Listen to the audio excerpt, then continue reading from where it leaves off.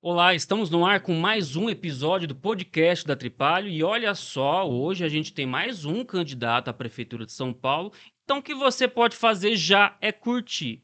Já curte aí, a gente aqui sempre garante um bom papo para vocês e para nós.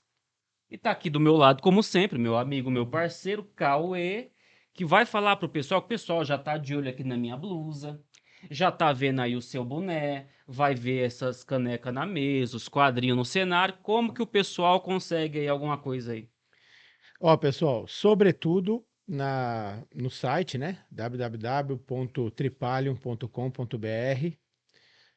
Todos os nossos produtos estão lá. Você vai encontrar caneca, você vai encontrar os bonés, vai encontrar bandeira, eco bag, vai encontrar bottoms e os pins. O grande sucesso em tempo de eleição, aqueles brochezinhos de metal, né? O mais famoso, a estrelinha do PT, que a turma chama dos anos 80, mas nós temos vários deles lá. E então você encontra esses produtos lá. Esse boné do MST, a gente a princípio fornece só para eles. Nós estamos, né, fornecendo para eles. Falei, não vou vender no site. A gente está liberado para vender no físico, na barraquinha, onde vê nas manifestações, congresso, sindicato, pode cobrar, porque é aquele melhorzinho, sabe? Esse boné é bem Isso aí é feito. mais estiloso, É, né? Isso ele aí. tem o regulador aqui com metal atrás, é um boné um pouquinho maior, viu? Do que o normal. Tem o preto, tem o vermelho, mas aí você pode pegar no Armazém do Campo, Bonito. lá com o Chusque, né? Lá no, em Campos Elíseos. Você deve conhecer lá, né, Altino? O Armazém do Campo, não conhece ainda? Não, não. Tá. E, ou pega com a gente aí nos congressos por aí. Inclusive, nós estamos recebendo aqui hoje o Altino do PSTU, que é o candidato a prefeito do partido do PSTU, a prefeito da Prefeitura de São Paulo. Acho que muita gente nem sabia, está descobrindo agora, né? E nós já vamos presentear ele para fazer a propaganda de um dos nossos produtos aí, para ver a qualidade do nosso bottom. Olha aí, Tem Altino. três, Tem três porque ele bottom? já veio acompanhado com dois segurança aí. É, os seguranças estão ali. Aí, a equipe do Altino ficou lá embaixo, porque não coube todo mundo aqui em Não. cima. Mas os dois segurança, os grandão pesadão ali, estão ali no cantinho ali, eles vão ganhar um voto cada um. Pô, obrigado aí. Tô com meus leão de chácara ali, É, 1,50 m, não, 1,70 m ali cada um. 60. Mas obrigado, valeu, tamo junto aí. Valeu, Altino. E Palestina Livre, melhor ainda, Claro, bacana. nós Boa. vamos falar sobre a Palestina aqui, mas eu queria começar perguntando o seguinte: Altino, a gente não te vê nos debates. Por quê? Você não tem interesse de participar? Tá correndo, tá Tá com correndo, medo? tudo de cadeirada, né? Arregão, arregão. Arregando? Não, E aí? na verdade, a gente busca, a gente já questionou as empresas dos diversos debates que tem, inclusive o da Globo, que vai ser o último, que a gente quer participar. O problema é que eles não deixam. E aí eles falam, não, não está na regra do jogo, mas, por exemplo, o Marçal também, em tese, não está na regra do jogo. A regra quem faz são eles. São eles, é. Então, primeiro que do ponto de vista da democracia, o mínimo que se espera, se tem vários candidatos, é que todos os candidatos pudessem estar e pudessem apresentar o seu programa, sua plataforma, seus projetos. E levando em consideração que particularmente o PSTU, tem um projeto socialista, revolucionário, que nós vamos enfrentar os bilionários, faz parte do nosso slogan de campanha contra os bilionários, uma alternativa socialista dessa vez, dificilmente um canal de TV que está financiado por várias empresas, grandes empresas, tem interesse de divulgar as nossas opiniões. Mas nós estamos aqui, inclusive, para denunciar esse sistema eleitoral, um sistema eleitoral feito mais para os ricos, mas também para a gente também apresentar o nosso programa. Então, essa é a nossa ideia. Então, isso que nós estamos na campanha agora. Muito bem. Vamos iniciar aqui falando o seguinte: vamos tocar. A gente vai tocar em temas nacionais, porque não Sim. interessa só, até porque a gente sabe que os candidatos de menor expressão na mídia não têm mesmo chance de ganhar. Então, a gente vai discutir política aqui. Tá bem. Mas vamos discutir a cidade de São Paulo, que tem muitos problemas, é uma cidade muito grande, né? Uma das maiores do mundo. E, assim, todos os problemas que a gente puder imaginar existem em São Paulo, Sim, sim. né? Um deles é a questão da saúde, porque o Brasil tem o SUS e o SUS atende gratuitamente. mas cada cidade, cada estado tem seus problemas particulares. É, como melhorar isso daí, Otino? A gente vê que, obviamente, que faltam locais de atendimento, ou seja, hospitais, exames principalmente. As pessoas não conseguem fazer exame. Aqui em São Bernardo nós temos o mesmo problema. Faltam médicos, né? Aí a turma fala que isso é muito caro, embora o orçamento seja muito grande e o dinheiro vai desaguando para áreas que não interessam à Coisa população. das filas, me parece até que o PSTU tem um programa aí bem com a proposta bem atrevida aí para diminuir as Então, por filas, né? favor, vamos. Tá. Primeiro a gente precisa entender, nós fazemos uma defesa do SUS, tanto da estrutura do SUS, mas também, eu vou entrar nesse tema, um programa do SUS, que nem todo mundo, às vezes, mesmo da esquerda, não conhece direito. Eu vou entrar nesse tema. Mas também vou falar dos problemas do SUS, Tá. certo? Primeiro, em São Paulo, capital, a cidade de São Paulo tem um PIB hoje, só pede para a nação e para o Estado. Sozinha a capital, não é nem Já é maior São que Paulo. todos os outros Mais, estados. mais que Minas, mais que Rio Grande do Sul, Bahia. Bahia, ele é maior. É impressionante isso, o É peso impressionante. da cidade de São Paulo. Então, veja, não é um motivo. E São Paulo são das 42 cidades que só os impostos municipais são maiores do que os impostos federais que também vão para os municípios.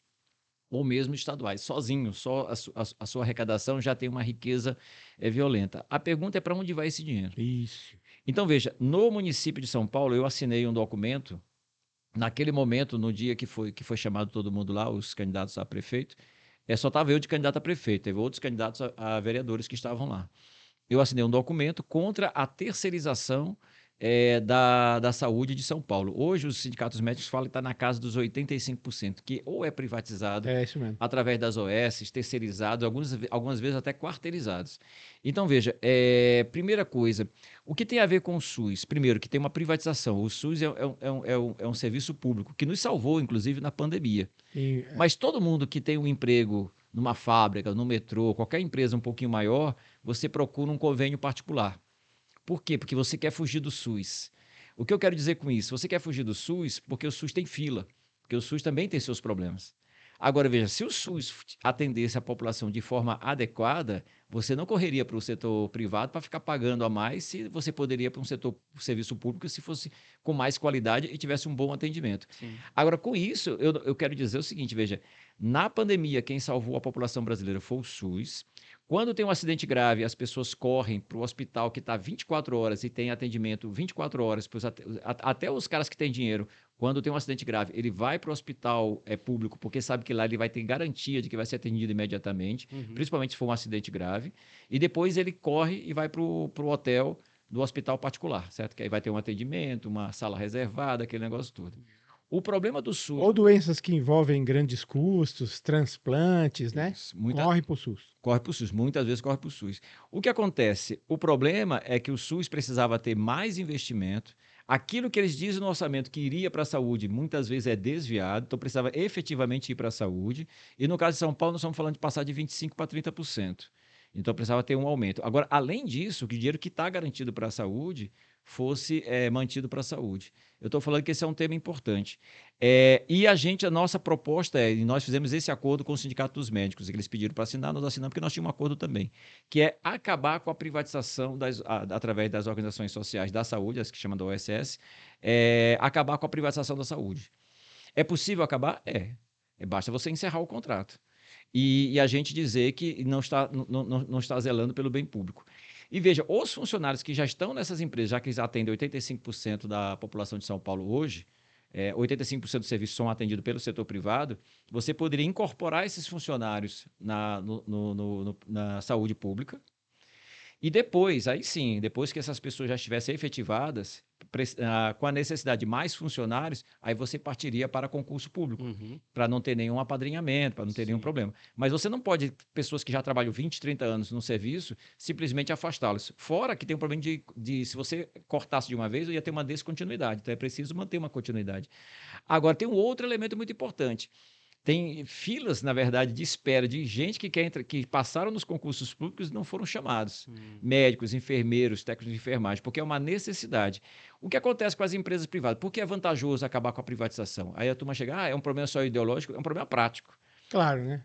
Qual o rolo? Veja, quando é uma empresa privada, primeiro, você vai remunerar muito um setor privado. Se essa riqueza vai para eles, por que não devolver para a sociedade com uma contratação de mais médicos, mais enfermeiros, mais técnicos de enfermagem? Você, ao invés de dar para o cara, para um empresário, você daria para a sociedade através de serviços. Podia ser até menos.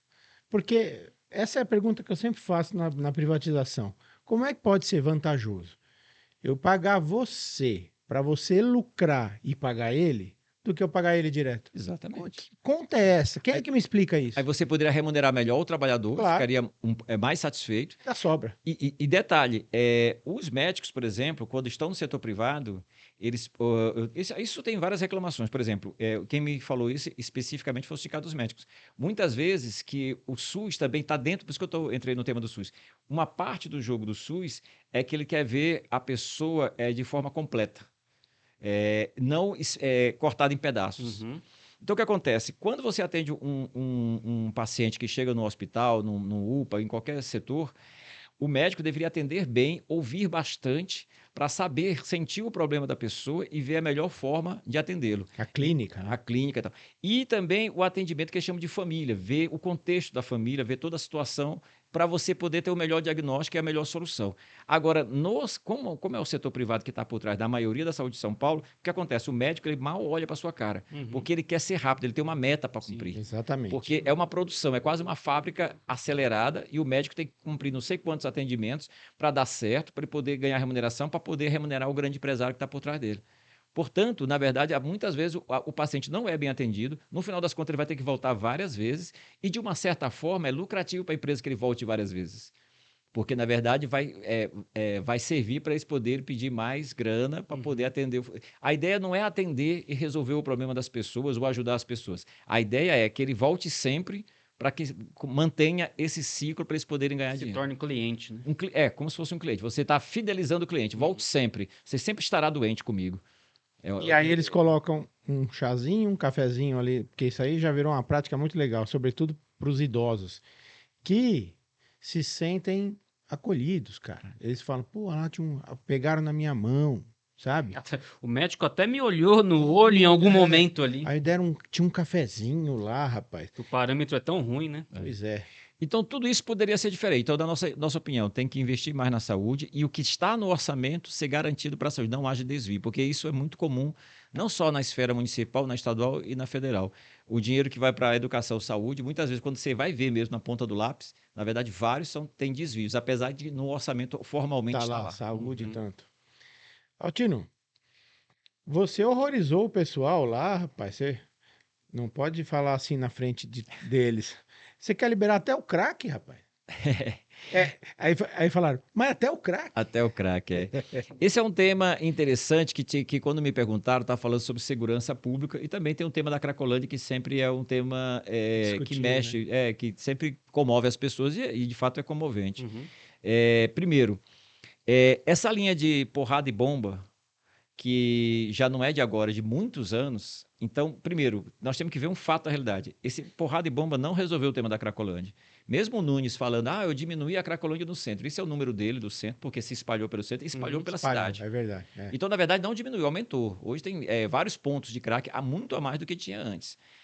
Então, veja, primeiro, um fato. Então, a porrada, a repressão, a prisão de pessoas, isso não resolveu, isso não está solucionando. Nem na Cracolândia, nem no país inteiro. Porque, veja, já está proibido há um bom tempo. Maconha, coca, todas as drogas que tem.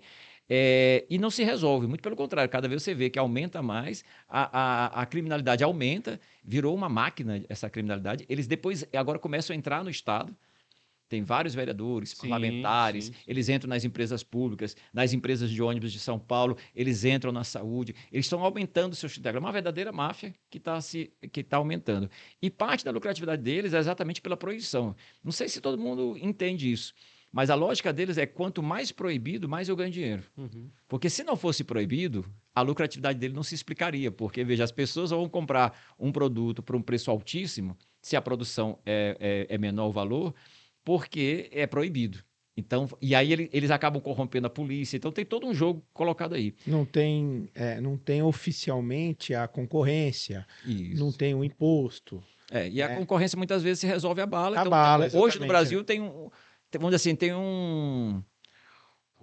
certa concentração no nicho, né? É praticamente São Paulo, né? Tem um mundo do crime que está dominando os outros, mas tem uma certa competição que de vez em quando eles resolvem na bala. É. Mas o que eu quero dizer, veja, e há na resposta que eu dei da sabatina da UOL, o que eu comecei foi, há uma hipocrisia. Qual é a hipocrisia? Está proibido, portanto, as pessoas não consomem. Isso não é verdade. Não é verdade. Está proibido e as pessoas consomem. Uhum. A pergunta é outra. As pessoas consomem. Na verdade, só quem não pode consumir, por exemplo, cocaína é quem não tiver dinheiro. Quem não tiver dinheiro para comprar os produtos, talvez não consiga consumir. Mas quem tiver qualquer renda, se quiser em São Paulo consumir, é fácil consumir. Então, veja, e qual é a droga que mais mata no país? Já que a turma está tão preocupada com crack, com cocaína, na minha opinião, de forma correta, com a preocupação. Uhum. Mas a droga que mais mata no país até hoje, não só no país, internacionalmente, é o álcool. Uhum. O álcool por causa dos acidentes de carro, dos acidentes de moto, acidente de trânsito em geral, a violência doméstica, o marido bêbado que chega e bate na mulher, bate no filho, bate na filha, a violência do namorado contra a namorada, ou seja... Inclusive, eu nunca vi ninguém fumar maconha e ir pra casa e bater na mulher. Nunca Pode vi. até apanhar da mulher. Pode até apanhar. Agora, álcool realmente... Então, álcool até hoje é que mais mata. E é legalizada. Mas essa tem dono, Altino. Tem algumas empresas que dominam tudo. Não é? E mais, muita propaganda na TV. É. Então você vai para um jogo de futebol, você vai ver algum esporte, tá lá a bebida. Seja atleta, seja essa barriga tanquinho, e com um cara que beba álcool, beba cerveja, você vai ficar com a barriga tanquinho, você vai ser um grande atleta de alta Vai performance. conquistar as mulheres, Vai né? Porque é conquistar- só mulher pelada, pá. Não é apenas que é legalizada, mas é estimulada. Estimulada, É vendido como modo de vida, de status e tal. Então a nossa proposta é legalizar, porque a ilegalidade tem um outro elemento cruel e mortal para a juventude, principalmente de negros e negras da periferia. Com essa lógica da proibição, você mata muitos jovens que o único emprego que sobrou para ele, muitas vezes, é o mundo do tráfico. É. Se você legalizar, você pode, por exemplo, O pretexto da guerra às drogas, né? Isso, você acaba com esse pretexto da guerra às drogas. Você vai economizar dinheiro só nesse negócio. Você pode fazer com que o Estado faça um trabalho para atender as pessoas que têm o problema do vício.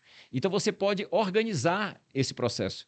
Não fazer como é hoje. Porque, no fundo, o que eu estou falando é um fingimento. Fingimento. Eu ponho a polícia reprime, as coisas não acabam, a polícia acaba se corrompendo, os moleques são mortos e as pessoas continuam consumindo droga. Entra outros moleques no lugar?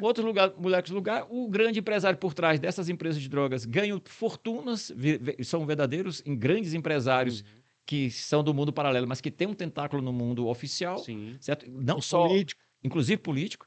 E aí você, na verdade, não resolve nada e é um fingimento. E toda vez que está em eleição, eu tenho uma grande solução para resolver o problema da Cracolândia. Passa ano, passa eleição e depois de eleição, e a Cracolândia está lá. E a grande solução que ia resolver? Não resolveu. Então, a nossa proposta é legalizar, reconhecer o fato, mas isso não significa, muito pelo contrário, não significa um estímulo. Inclusive, aí sim você poderia proibir propaganda como a do álcool e de outras tantas drogas que possam ter, dizer, não, nós vamos estimular a juventude a usar droga. Não vamos estimular nada. Nós vamos tratar as pessoas, aceitar que elas são usuárias das diversos tipos de drogas e ver a melhor forma de tratar essas pessoas para quem tem o vício da droga.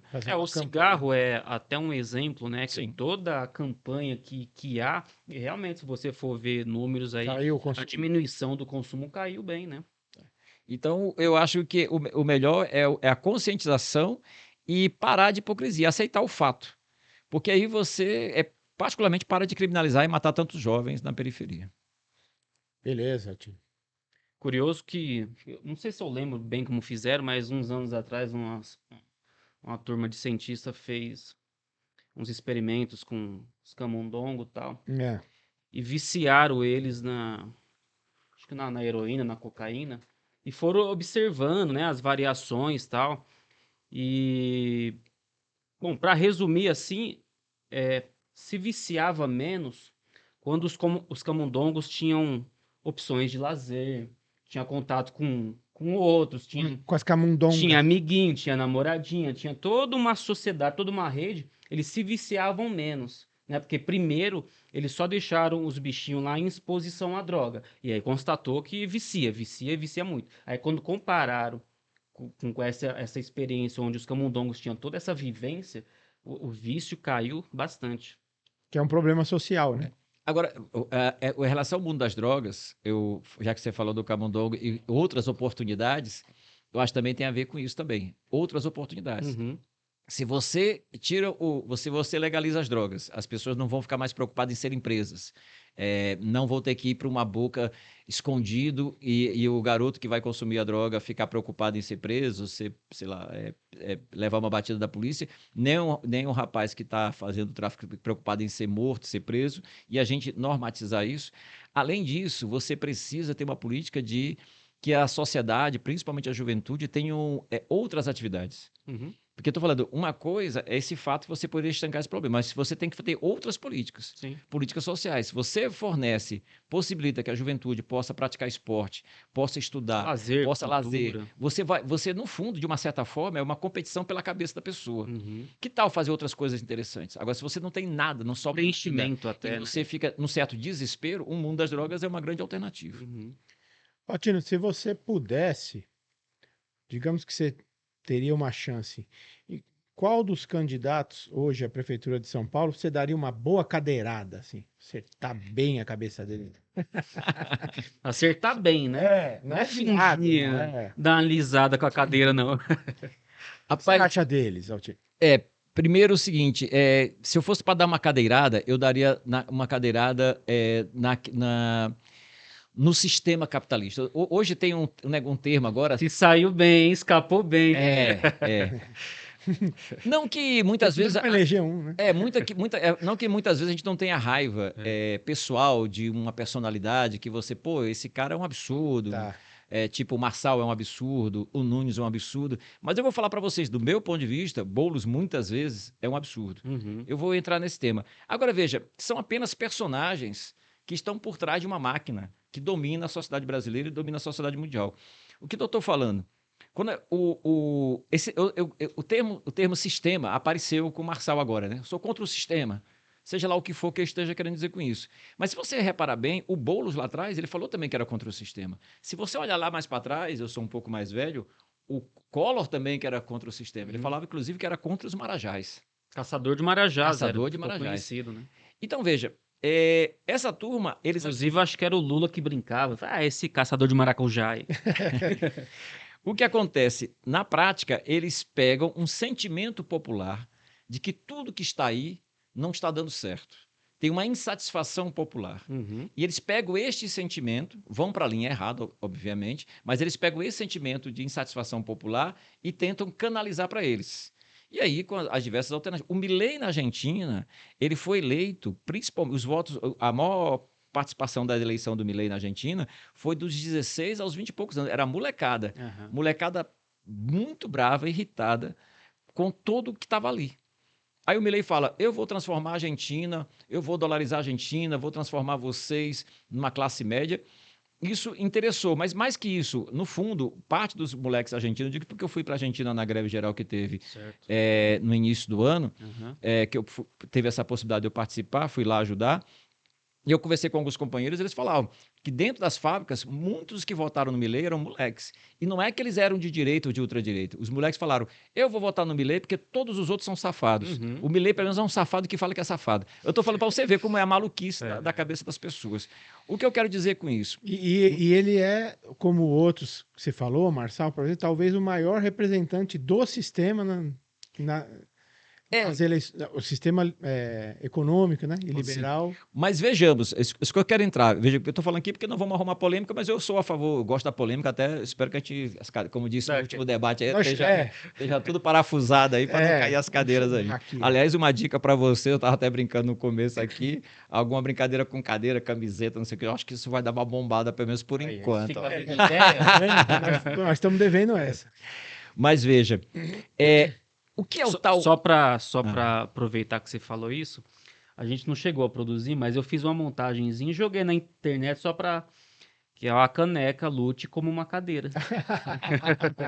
Boa. Não, tem meme para todo lado, tá uma onda, tá um mais criativo que o outro. Mas veja, o que é esse tal de sistema? E particularmente nós falamos do sistema capitalista. Primeiro, vamos criar um fato. Desenvolver um raciocínio. O Marçal é contra o sistema? Na minha opinião, completamente não. Mas eu vou explicar. Mesmo o sistema do que está aí, seja lá o nome que está aí, ele falou que na mão dele, uma vez ele falou numa entrevista, que tem vários parlamentares que ligam para ele, está na mão dele vários deputados. Portanto, ele está dizendo, eu não estou com esses políticos. Ele está. Uhum. Então, ele já é parte do sistema. Assim como o Bolsonaro também era parte do sistema. O Bolsonaro governou com o Centrão. O Collor também era parte do sistema. Agora, vejamos. Inclusive, o Marçal tentou colar nos Bolsonaro, teve todo esse atrito aí. Sim. Ele tentou colar até no Dória. Só que os próprios eleitores dele não aceitaram e falaram um monte. E ele, o Marçal, é isso. É o cara que vai medindo a temperatura, as opiniões na internet e vai trabalhando de acordo com aquilo. O Marçal é um oportunista. Sim. É um pouco, talvez, com uma cara de psicopata também. É. E ele não tem, nesse sentido, ele não tem escrúpulo nenhum. Ele vai falar de Salomão, ele vai falar de que ressuscita morto, ele vai levantar uma cadeirante e dizer que é porque ela não esvaziou a cabeça, porque ela não teve fé, ou o público não teve fé. Então, tem esse grau de maluquice. Mas aí. ainda no tema, sem querer tirar Sim. você do assunto aí. O Nunes, o Marçal, o Datena, todos eles não privatizariam a educação, se pudessem? Sim, hoje, por exemplo, a educação infantil de São Paulo, em particular a creche, está toda privatizada. Agora, para entrar também nas polêmicas, o Boulos, eu falei, por exemplo, defendi que as creches acabassem com essas OS. Isso não significa, repito, que esses funcionários fossem demitidos. Os funcionários que estão lá trabalhassem para o município. É porque precisa. Né? Precisa, até porque estão lá há anos, não estão de bobeira. Agora, o que eu não queria é que a gente enriquecesse algumas empresas, essas OS, e não pagasse bem o salário do professor e não tivesse mais professores para atender. Então, ao invés de enriquecer esses caras, que tal, eu uso um termo, que tal enriquecer a população? Isso. Então, essa é a lógica. O Boulos não aceita, ele falou que não vai fazer isso, ele falou porque o Boulos, ele agora quer se mostrar completamente palatável para todo o eleitorado e tal. Nós já conversamos sobre isso. O Boulos tem uma chance de ganhar a eleição, né? Então, ele está fazendo esse cálculo. Não, e ele tem falado... Ele não tá falando com a esquerda que já tá com ele. Ele tá falando com aquele pessoal do meio ali, que dependendo de como for, eles até votam, né? Então, mas veja, a lógica dele no máximo eu vou fiscalizar, vai manter o que está. Por isso que eu quero falar do contra o sistema e o que está. Veja, a ultradireita ganha popularidade no setor repito, muito jovem, da periferia muitas vezes, porque ele fala como está não dá. E a periferia, poxa, como está não dá. Certo. Aí vem a esquerda, que eu chamo de esquerda institucional, ou eu vou usar um outro termo para criar uma polêmica com vocês também, ou sei lá com quem. A esquerda capitalista, que diz assim, não, nós vamos manter como está. Ou no máximo fala, eu até gostaria de mudar, mas não posso, porque se eu quiser mudar, eu não vou ser eleito. Portanto, eu vou manter as coisas como estão. Eu comentei... Você não dialoga isso com essa juventude. Você não vai ser contra o sistema. O Boulos, se tem uma coisa que o Boulos não é contra o sistema. No imaginário, lá atrás, poderia-se imaginar que o Boulos, por algum motivo, fosse contra o sistema. Hoje, se tem uma coisa que é totalmente dentro do sistema, é o Boulos, é o Lula. Por exemplo, ninguém imagina que o Lula vai governar o país para enfrentar o agronegócio. Ninguém acha que no país o Lula vai enfrentar os grandes banqueiros. Isso não vai acontecer. Aliás, já nos governos anteriores, ele falou que nunca os banqueiros não poderiam nem reclamar, porque nunca os banqueiros ganharam tanto dinheiro como na época do governo dele. E acabou de dar 400 bilhões para o Plano Safra, que é para o agronegócio. Eu fui numa manifestação domingo, cuja palavra de ordem maior da molecada que estava lá era contra o agronegócio. Aí teve uns que vamos taxar o agronegócio para poder respirar. Aí a molecada taxar, não, vamos matar o agronegócio para poder respirar. Eu estou falando porque no entendimento deles, que na minha opinião está correto, o agronegócio é o principal responsável, não só, mas é um dos principais responsáveis pelo tema das queimadas hoje que está ocorrendo no Brasil. Se você olhar pelo satélite, que estou falando isso, que é o MAP Biomas e outras empresas e ONGs que mostram aonde estão o mapa das queimadas, em geral, junto com o agronegócio. E por quê? Porque muitos são matas que eles queimam e depois vai dizer, olha, aquilo era mata, agora não é mais, portanto eu posso entrar. E é muito fácil depois legalizar o documento deles, porque tem vários processos de corrupção. E a fiscalização que tinha antigamente praticamente está ou extinta ou muito reduzida. Isso no governo Bolsonaro, isso nos governos do PT. Eu estou falando isso porque, veja, se alguém quiser lutar contra o sistema hoje no Brasil, não será com o PT, não será com o PSDB, não será com o MDB. Por incrível que pareça, no imaginário falso, porque é uma mentira, aparece o Marçal E mesmo o Bolsonaro lá atrás dizendo, eu sou uma alternativa contra o sistema, Sim, sim. no imaginário quanto que está aí. Uhum. Eu sou de uma esquerda que defendo lutar contra o sistema capitalista. Ah, mas vocês assim não vão se eleger. A gente pode não se eleger hoje, mas eu acho que o nosso programa é o programa mais popular que existe. Se você perguntar para a população de São Paulo, vou dar o exemplo dos ônibus, nossa proposta é estatizar todo o sistema de transporte de São Paulo. Se perguntar para a molecada, para os trabalhadores em geral, gente, é o seguinte, eu vou estatizar todo o sistema de ônibus de São Paulo, não vou dar um tostão furado para esses caras, com isso eu posso garantir tarifa zero, eu quero fazer um plebiscito, vocês concordam com isso ou não? Isso é muito popular. O que tem é que a tua, não, mas você não pode fazer isso. E se você fizer isso, eu não te apoio. Eu estou falando, mas veja, Daria para fazer isso com o apoio da com o população. apoio da população. Se você, mas qual a esquerda propõe isso? Essa esquerda que temos hoje já faz alguns anos. Eu fui do PT lá atrás, muitos anos atrás. Isso acabou. O PT hoje não é antissistema, mas nem que a vaca tussa. E o PSOL que rompeu com o PT por causa da reforma da Previdência, que atingiu o serviço público, hoje volta de mal e cuia ao PT. No fundo, são dois partidos diferentes, mas que, na verdade, não tem muita diferença assim, do ponto de vista político. Tem as organizações, tal. O que eu quero chegar com isso, para voltar ao tema do sistema. Esse sistema capitalista, muitas vezes, a turma só pensa em grandes empresários, multinacionais, agronegócio, que é verdade. Mas o sistema é um sistema, é uma coisa mais complexa. Elas entram, obviamente, das grandes empresas que dominam, que financiam tudo, que pagam tudo, que dominam.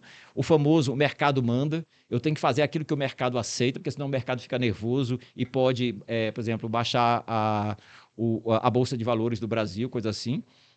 Mas o sistema político, o presidente é parte do sistema, o Senado é parte do sistema, os deputados são parte do sistema, os governos do Estado são parte do sistema. Eu estou falando, é parte de uma estrutura. O judiciário é parte do sistema. Eu estou falando, o sistema inteiro tem uma lógica. Você pode botar governo de direita, você pode botar governo de esquerda, você pode botar um maluco que nem Bolsonaro, você pode botar maluco que nem Marçal, você pode botar o Collor, você pode botar Dilma, você pode botar quem você quiser. Porém, a lucratividade destas grandes empresas, se tem algum Deus nesse sistema, é o Deus do dinheiro. Eu estou falando, nossa candidatura é para ser contra esse sistema capitalista e mais do que ser contra, porque você pode ser contra e dizer, eu sou contra, mas não sei muito o que fazer. Nós somos contra e nós temos o que fazer. Nossa Então, proposta... é possível ser prefeito de São Paulo, de fato, antissistema? Sim. Antissistema e mais, socialista e revolucionário. Não quer dizer que se você ganha uma prefeitura, você vai fazer o socialismo numa cidade só, certo? Sim. Tinha aquela história, né, de, eu faço o socialismo num país só. Muito menos numa cidade só. Agora, você pode fazer a defesa e apresentar... Popular. Nós seríamos o setor mais popular do país. A gente ia ser uma referência tão grande que a gente ia ser atacado violentamente, mais do que cadeirada. Por quê? Porque a gente ia dizer, vou acabar com a riqueza dos caras que estão por trás da máfia do transporte em São Paulo, vou acabar com a máfia que está da saúde e da educação. Isso vai criar uma situação que todo mundo vai olhar assim, caramba, ele está tirando o roubo que nós estamos fazendo na sociedade. Nós vamos fazer uma campanha pela legalização das drogas, não como estímulo às drogas, mas para parar de matar a periferia. Nós vamos fazer com que a GCM, o controle da GCM seja da população. Os seus comandantes sejam eleitos pelos trabalhadores, pela população. O cara do GCM tem que prestar conta, ele não tem que ir lá e dar uma intimidada na gente. A população vai lá bater no posto da GCM e fala o seguinte, eu quero saber quem é o delegado que fez essa merda. Porque se ele fez isso, ele vai ser demitido, porque nós que botamos ele. Isso tem referência na Venezuela, não? Não. Vou entrar porque aqui também, como a gente fala que nós somos socialistas revolucionários... Ele já falou da medicina familiar, né? Que é uma coisa que tem na Venezuela e em Cuba, né? Sim. Mas tem outros países também, desse ponto de vista familiar. Sim. O que eu estou querendo dizer... Até aqui. Até aqui.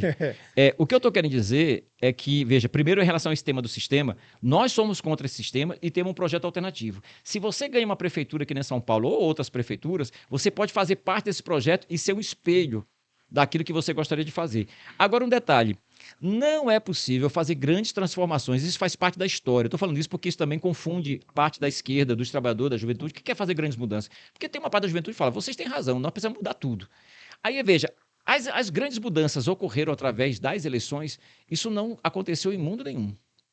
Todos os lugares do mundo, as grandes mudanças, as mudanças mais duras, ocorreram através de revoluções, grandes mobilizações. Você vai ter que fazer o povo se mobilizar, se organizar por pautas extremamente populares, desde que eles percebam que isso é possível fazer.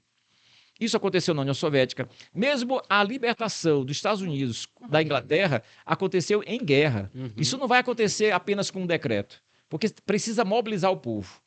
O que eu quero dizer é o seguinte: você pode utilizar o processo eleitoral para divulgar um programa, até mesmo ganhar uma prefeitura ou outra e divulgar o seu programa, o seu projeto. Agora, isso só vai se resolver definitivamente a partir de um processo de luta dos trabalhadores em particular, da população. Nós somos a grande maioria. O que tem é uma confusão ideológica. E por isso que eu falo que, nesse sentido, a direita tradicional, a ultradireita, é uma desgraça completa. Mas também aqueles que vieram do mundo dos trabalhadores, que vieram da luta pelos sem-teto, pelos sem-terra, aqueles que, como eu, sou sindicalista, participei de várias greves, que dizem, olha, se junta com os grandes empresários que nós vamos resolver o nosso problema, também isso é uma desgraça. Por quê? Porque você acaba criando uma ilusão. Eu fui do PT lá atrás e minha estrelinha não era nem de ferrinho, como é hoje, bonitinha, porque hoje, obviamente, era de plástico. Eu vendia na fábrica, eu trabalhei em indústria química, eu era operador de máquina, a gente vendia a rodo de plástico e todo mundo contribuía porque havia uma vontade. Sim. E todo mundo achava que ia mudar o país, e que a gente ia mudar tudo. E no final das contas não mudou. O que acontece é, com a população organizada, com todo esse processo, nós podemos fazer coisas extraordinárias, mas é preciso ter coragem. Porque eu já estava até perdendo o fio da meada. No passado, o PT da minha época era um partido classista. Aliás, ele nasceu classista. Por isso que o nome é Partido de Trabalhador. Por que não virou Partido de Trabalhadores e Empresários? O nome era Partido Específico, de Trabalhadores. E na época que surgiu, foi até um grupo que propôs a fundação do PT naquele período, num congresso de metalúrgico, foi até a Convergência Socialista, que eu fui parte dessa Convergência Socialista lá atrás. Um detalhe muito importante, isso acabou no PT já faz um bom tempo. O PT, se quiser um slogan hoje, o PT é peão que é peão, antigamente era peão que era peão, não vota em patrão. Hoje, se quiser um slogan, peão que é peão, se junta com o patrão. Não é à toa que o Alckmin é o vice do Lula, não é à toa que o José Alencar, um dos maiores empresários de Minas Gerais, que já foi presidente da Federação das Indústrias de Minas Gerais de Minas Gerais, né? Que é da indústria têxtil, só saiu do governo quando morreu de câncer. Eu estou falando, a lógica do PT hoje era a lógica do PCdoB, era a lógica de vários comunistas que naquela época tinham e ainda hoje tem, que você precisa somar forças. Essa é uma lógica, porque nunca é uma lógica em tese má. Ele sempre fala uma coisa bonita. Aliás, até os ricos, né? Até o Marçal falou, eu vou ajudar a população mais pobre. O que eu quero dizer é o seguinte, se juntem com os grandes empresários que as coisas vão se solucionando. E essa solução nunca vem, porque isso não ocorre. A concentração de renda no mundo e no Brasil cada vez aumenta mais. Na minha opinião, essa tragédia da miséria e da fome, da maioria da população, e se você olhar o meio ambiente também, só tem uma solução. Nós enfrentarmos a grande burguesia e o latifundiário. Quem vai fazer isso? Quem pode fazer isso? Na minha opinião, o PT e o PSOL não podem fazer isso, porque eles já assumiram que são parte do sistema e que, no máximo, podem dar algumas migalhas e evitar que a outra direita entre. É o máximo que eles conseguem fazer, não passa disso. Os banqueiros não vão deixar de ser banqueiros, a privatização de São Paulo, da saúde, da educação e do transporte, o Boulos falou que não vai mexer, eles não vão mexer no agronegócio, portanto, as coisas vão ficar como estão. E aí, naturalmente, as coisas vão melhorar para o nosso lado? O mais provável é que não. E eles vão entrar em descrédito. E sempre vai aparecer um cara que vai dizer, eu tenho a grande solução pela direita. E nós queremos apresentar também uma alternativa. Nós temos solução pela esquerda. Por isso que nós estamos nos apresentando nas eleições. Eu estou falando que é uma polêmica danada, mas é profundo. Porque, veja, o que nós queremos com a sociedade? Nós queremos manter as coisas como estão ou queremos mudar completamente? E mudar o quê? Eu estou falando, a nossa mudança nós queremos tirar a riqueza desses grandes empresários. Dá para fazer do dia para a noite? Não, nem tem mobilização para isso. Agora a gente precisa construir essa ideia. Porque tem gente que fala assim, eu sou a favor de uma revolução socialista, mas não para agora, só para os nossos netos, bisnetos e tal. Então você vai fazer o que agora? Agora eu vou governar com os ricos e ganhar o dinheiro como parlamentar. Tá bom, você está ajudando mesmo no processo revolucionário? Mesmo que fosse para os netos, para os bisnetos, eu acho que não. Segundo, as revoluções ocorrem mais do que a turma imagina. Que a turma, só ocorreu a revolução no século XX. Na minha opinião, ocorreu no século XXI. Porque tem uma outra pergunta também, o que é revolução? Isso é um tema também na esquerda muito interessante. O Trotsky usa um termo que é o seguinte, no início do livro dele, da História da Revolução Russa, que vários outros autores dizem mais ou menos a mesma coisa. É quando os trabalhadores, a população, resolve tomar o destino nas suas mãos, pelas suas próprias mãos. não espera regra de jogo, não espera legislação.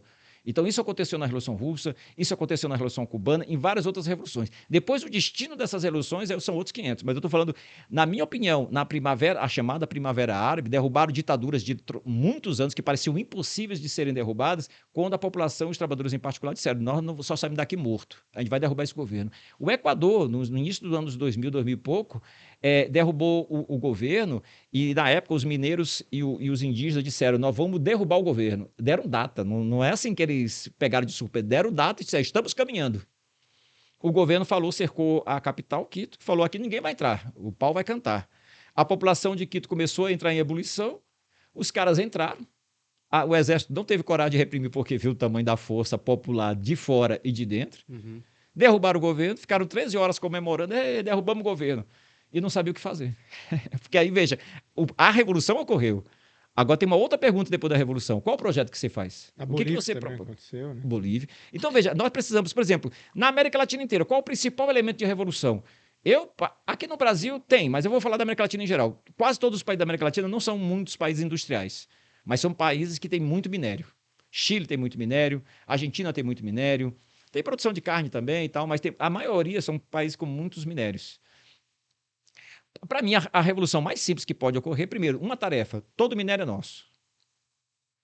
Se tem alguma multinacional que comprou, se tem algum grande empresário que comprou o nosso minério, o nosso campo, nós vamos botar tudo para fora. É nosso. Essa é a primeira tarefa da revolução. Só o fato disso, você já vai arrumar uma confusão danada, mas você pode resolver a vida das pessoas. No Brasil, o pessoal fala: a Petrobras é 100% estatal. Não é verdade, você sabe disso, né? Não é. O que tem é que quando a gente chama a Petrobras de 100%, a Petrobras é estatal, nós estamos falando do ponto de vista das ações, 50% mais um do Estado, das ações que tem o comando da Petrobras. Uhum. Agora, do ponto de vista do dinheiro, Balanço financeiro, né? da mais-valia produzida pela Petrobras, a maioria hoje já é de empresas privadas, em particular multinacionais. Veja, de acordo com o Sindicato dos Engenheiros da Petrobras, tem uma associação deles, eles falam, por exemplo, que o gás de cozinha, hoje o gás de cozinha deve estar 110, varia de região para região. Isso. Eles falam que podia ser R$30 mais ou menos, o gás de cozinha. Com lucro para a Petrobras, não é sem lucro não, com lucro. Levando em consideração a produção, levando em consideração o transporte, levando em consideração um pequeno lucro para a empresa, para poder investir de novo. 30. Portanto, eu sempre brinco: quando você comprar um gás a R$100, 110, lembre-se que R$70, R$80 você está dando para o investidor, provavelmente estrangeiro. Tanto é que o próprio Lula disse: eu não posso baixar o valor da tarifa porque eu tenho que respeitar o mercado. Porque os acionistas assinaram um acordo que a Petrobras tem que priorizar o lucro das empresas, não pode esquecer do lucro da empresa. Portanto, ele não pode baixar o preço. Porque, veja, se eu sou um governante, a empresa Petrobras é minha, e eu posso botar R$30, R$33 num gás de cozinha, eu vou ajudar a população, ela vai deixar de ser tão pobre como é hoje. Uhum. E eu ainda vou manter o lucro da empresa para ela poder se manter. Por que eu não baixo? Sabe por quê? Porque os R$70, R$80 vai para o investidor, e o investidor, se o governo resolver fazer isso, eles vão para cima do governo. E qual o problema do governo? É que o governo já aceitou ficar dentro do sistema. Nós estamos propondo romper com esse sistema. Então, por exemplo, como eu falei dos minérios, um dos grandes minérios que tem no Brasil, além dos minérios que normalmente a gente fala de minérios, né? É pedra, mas o petróleo e o gás deveria ser 100% nosso. O famoso petróleo é nosso. Por que não é nosso? Por que não pode baixar o preço da gasolina? Porque se baixasse o preço da gasolina e do diesel, você poderia, por exemplo, baratear o alimento que chega na casa das pessoas. Por quê? Porque parte do custo é o combustível. Se o combustível pode ser barato, por que eu tenho que enriquecer esses caras? Aí os caras: não, mas o petróleo tem que ser vendido a preço de dólar, porque o mercado internacional exige de dólar. Ué, o trabalhador não ganha em dólar, por que eu tenho que pagar em dólar? Então, veja, é um roubo. Nós somos roubados de diversas formas. Nós temos interesse em mostrar os roubos. Porque quando você não percebe o roubo, muitas vezes você se ilude. Nós temos o roubo da dívida externa, nós temos o roubo do próprio trabalho, você produz e alguém fica com a riqueza produzida. Nós temos o roubo das estatais, como da Petrobras, porque você produz e depois os investidores que não fazem porcaria nenhuma ganham dinheiro. Então tem vários roubos e nós poderíamos enriquecer a população, não enriquecer esses caras.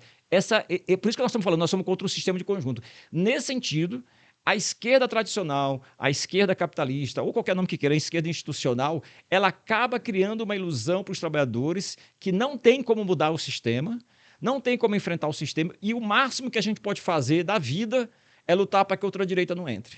Só que dessa de brincadeira de vai, não faz nada e fica do jeito que está, acaba a ultradireita muitas vezes ocupando espaço. Por quê? Porque a população vê a situação ruim e fala, é culpa do governo, e é verdade, é culpa do governo. Aí procura uma outra alternativa de governo. Só que ele não percebe muitas vezes que essa outra alternativa de governo é tão ruim quanto, ou pior, sei lá, tanto faz, mas que no final das contas você vai penar do mesmo jeito. Por que que não essa esquerda antissistema não tem chegado aos corações do povo, da juventude? A gente está falando tudo isso que a gente está Sim. falando, parece que sempre a figura disruptiva, quando surge, é esse cara de direita. É o Trump, é o Marçal, é o Bolsonaro, é não sei o quê, e cativa tanta gente do povo, da juventude, como você falou, e realmente, né, tem essa esquerda mais tradicional, como você falou, tá sempre dizendo assim, olha, mas a gente precisa acreditar nas instituições e ir pelos caminhos que a gente tem vindo, porque, olha, tá indo bem, a gente vai conseguir. Mas a esquerda crítica a essa esquerda, essa esquerda antissistema, parece que não chega no povo. É sempre muito pequena, é sempre muito impossível de chegar nos lugares e tal.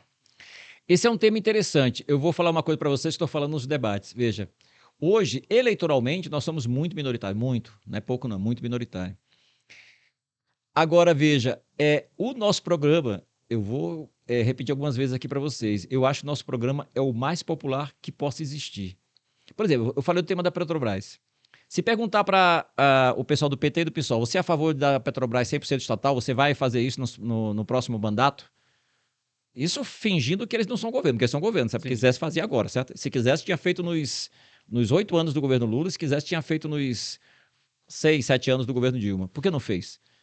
E não é só que não fez, não quer fazer, não se propõe a fazer. Pode até ser que nos congressos de trabalhadores, a turma. Isso é bacana, né? A turma fala assim: eu sou a favor disso, eu sou a favor daquilo. Mas você vai fazer? Não, gente. Você sabe que eu tenho que governar. Como disse o Lula agora, ele usou uma expressão. Eu achei que no começo que eu escutei, eu pensei que ele ia falar inteligência artificial. Ele falou: eu tenho inteligência política. Quando uma indígena bateu, disse que o governo dele era fraco em defender os indígenas. E, na minha opinião, como os outros governos também eram. Porque significa, para defender os indígenas, tem que enfrentar o agronegócio. Quem tem essa coragem? Eu estou falando isso porque isso vai desgastando o governo, vai criando uma desilusão. Então, veja, o nosso programa, na minha opinião, é extremamente popular.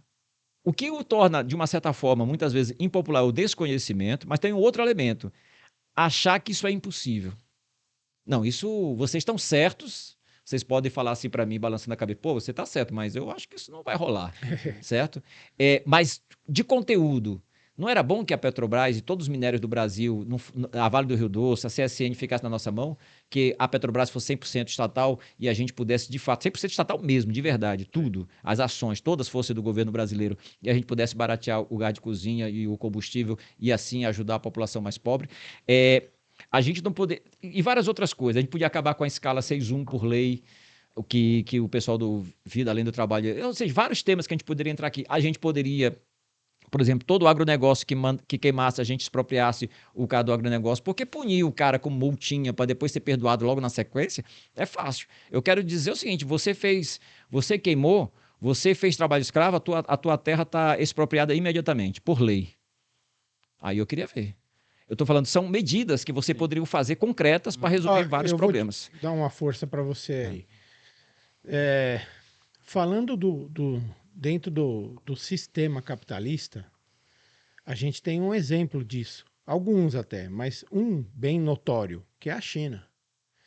A China, existe empresas que têm patrimônio privado, existe investimento até estrangeiro, mas a China é independente nesse caso. O Estado chinês é que toma as decisões para onde vão as riquezas naturais. Então, assim, só para dizer, não é uma coisa inédita, já que não é impossível, né? Tá, eu vou entrar nesse tema, mas só para concluir mas eu vou entrar na China, eu gosto desse tema da China.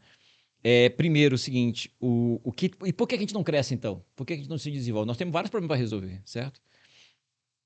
Uma das coisas é que parte dos revolucionários e socialistas que foram do passado foram ganhos para o sistema.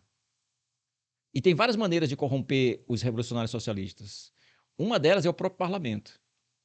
Nada mais gostoso não é uma palavra boa, né? Mas nada mais do que sedutor. Você pegar um cara que era um lutador, um grevista e tal, e dar um salário de 30 mil, que o cara nunca tinha visto a cor desse dinheiro.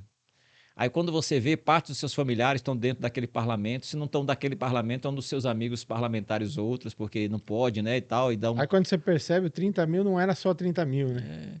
E aí o cara começa a mudar de vida, ele muda de bairro, ele muda de cara, ele muda de jeito, ele muda de roupa. E fica uma ilusão também de que tá ajudando em alguma coisa, né? Aqueles discursos, aquela... Eu vou receber os trabalhadores para conversar com E a sua preocupação maior depois é manter o seu mandato. E para manter o seu mandato, eu não posso ser tão duro como eu era no passado. E assim você vai entrando Pode no ser jogo. tão radical. Né? Tão radical. Alguns viram empresários. jornalistas. Também. Eu vi de grandes dirigentes sindicais que depois viraram dono de empresa, por exemplo, de vender sistema de previdência. O Chiquinho era um. Eu estou falando vários personagens que a gente conhece na história do Brasil que mudaram. O que eu quero dizer com isso? Isso vai desiludindo.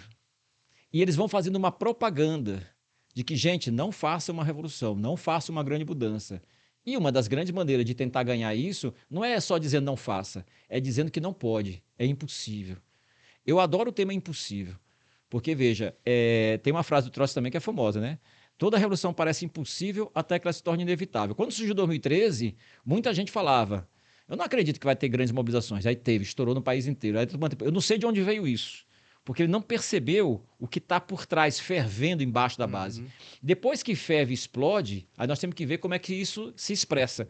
É aí que nós entramos. Aqueles que são, de fato, revolucionários socialistas, a gente precisa começar a se organizar em partidos, no caso particular o PSTU, mas de diversas formas, diversas organizações, para que a gente possa organizar esse processo. Porque, na minha opinião, explosões sociais vão ocorrer novamente. Pode ser contra o governo de direita, mas pode ser contra o governo de esquerda. Sim. Porque a insatisfação popular... veja, se o agronegócio está aumentando a riqueza, se os grandes empresários estão aumentando a riqueza, de acordo com o Oxfam, que é uma ONG que disse que em 2022 os 20 maiores bilionários do país tinham uma riqueza equivalente a 60%, dava 138 milhões, se eu não me engano, de pessoas. 60% da população brasileira é equivalente a 20 pessoas as maiores bilionárias. Veja, esse exagero de riqueza, não é que ela está diminuindo, ela está cada vez aumentando a concentração. E ninguém para isso. O capitalismo está caminhando para o suicídio? Para a barbárie, que a gente chama, para a destruição da humanidade. Porque se deixar nessa ordem, nós vamos destruir o planeta em não muito tempo. Não, eu quero dizer outra coisa. De uma certa forma, é urgente que nós estamos falando. Eu perguntei assim, o capitalismo está chamando o socialismo? De uma certa forma, o capitalismo ele gesta a própria necessidade do socialismo, de uma certa forma. Só que o socialismo, pela história, ela não nasce naturalmente. As pessoas não simplesmente... As pessoas até explodem, se indignam, mas depois precisam um canalizador desse processo. É como se fosse uma panela de pressão explodindo. Depois você precisa organizar para onde vai isso. Então, aí sim, são a tarefa das organizações, dos partidos revolucionários, para poder organizar isso. A direita aprendeu a canalizar isso aí? Nós vimos isso em 2013, vimos nas Primavera Árabe. A direita, na minha opinião, ela é mais um setor oportunista. Ela percebeu que a esquerda estava se queimando, e eles dão um discurso fácil, sou contra tudo que está aí, inclusive contra a esquerda. E aí, é engraçado que a história também vai voltando a algumas coisas do passado. Por exemplo, se vocês lerem o Manifesto Comunista, logo numas partes dele lá, o Marx e Engels falavam o seguinte, que não tem um político que não acuse o outro de comunista. Porque o comunismo era um fantasma. Veja se isso não é totalmente dentro hoje, em 2024. O Datena está sendo chamado de comunista, o Nunes está sendo chamado de comunista, Nunes, o Dória foi chamado de comunista. A Tabata foi chamada de para-choque de comunista. Eu falei, olha, a Tabata não é para-choque de comunista e o Boulos não é comunista. O Boulos não é comunista, não é socialista, nem quer ser. O Lula sempre disse isso. Gente, vocês ficam falando que eu sou socialista comunista. Eu nunca fui isso.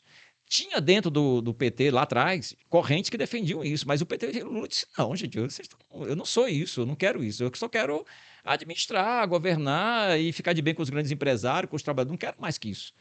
Então, veja, quem quer essa mudança são aqui. Eu estou falando, o comunismo, como assusta a burguesia, é muito legal para eles queimarem e dizer, você é comunista, tal, tal.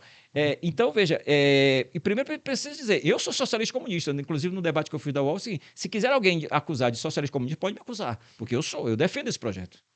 Nós queremos tirar a riqueza dos grandes empresários e dar para a população. Os pequenos empresários não. O dono da padaria, o dono de uma barbearia, o dono de... dono da camiseteria.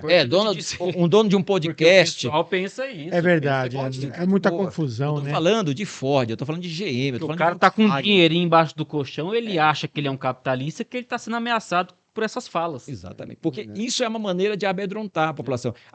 O comunismo está acabando com a família. Quem mais acaba com a família brasileira é o capitalismo. Porque com a miséria, com a fome, as famílias não conseguem se desenvolver. E estou falando das diversos tipos de família que tem hoje. Sim. Tem pessoas que querem viver sozinhas, tem pessoas que vivem com 2 homens, 2 mulheres, vivem 3, vivem tal, tal. Isso que eu ia falar. Ó, na periferia, tem situações que às vezes o casal não aguenta mais viver um com o outro, mas não tem como separar. Tem isso Porque aí, não- Cauê? Tem isso aí? Tem. Casais? Tem. Tem. Não. Sabe por quê? E eu já vi Porque não oficialmente. Porque não tem dinheiro para pagar outra coisa. Tem um filho, moram junto, estão pagando o aluguel do jeito que dá. O marido vai pra sala. Aí, se for separar, eles não têm como pagar. Eu estou falando isso é uma desgraça completa. Inclusive, pra mulherada sempre foi essa realidade. Para a mulher é pior De não ainda. poder escolher se quer ficar com o cara ou não, porque ela não tem pra onde ir. A mulher, até quando é agredida, muitas vezes não tem para muitas onde vezes ir, aceita acaba por isso. ficando porque não tem casa-abrigo. Independente, né? Porque mesmo esses governos de esquerda não dão o dinheiro que eles dizem que dão, porque na propaganda todo mundo promete tudo. Na televisão, se for olhar o Nunes e for os diversos candidatos, o Nunes que é o prefeito, do jeito que ele está falando, parece que é um paraíso que nós estamos em São Paulo. Ou então ele não é ele o prefeito. Ou então não é ele.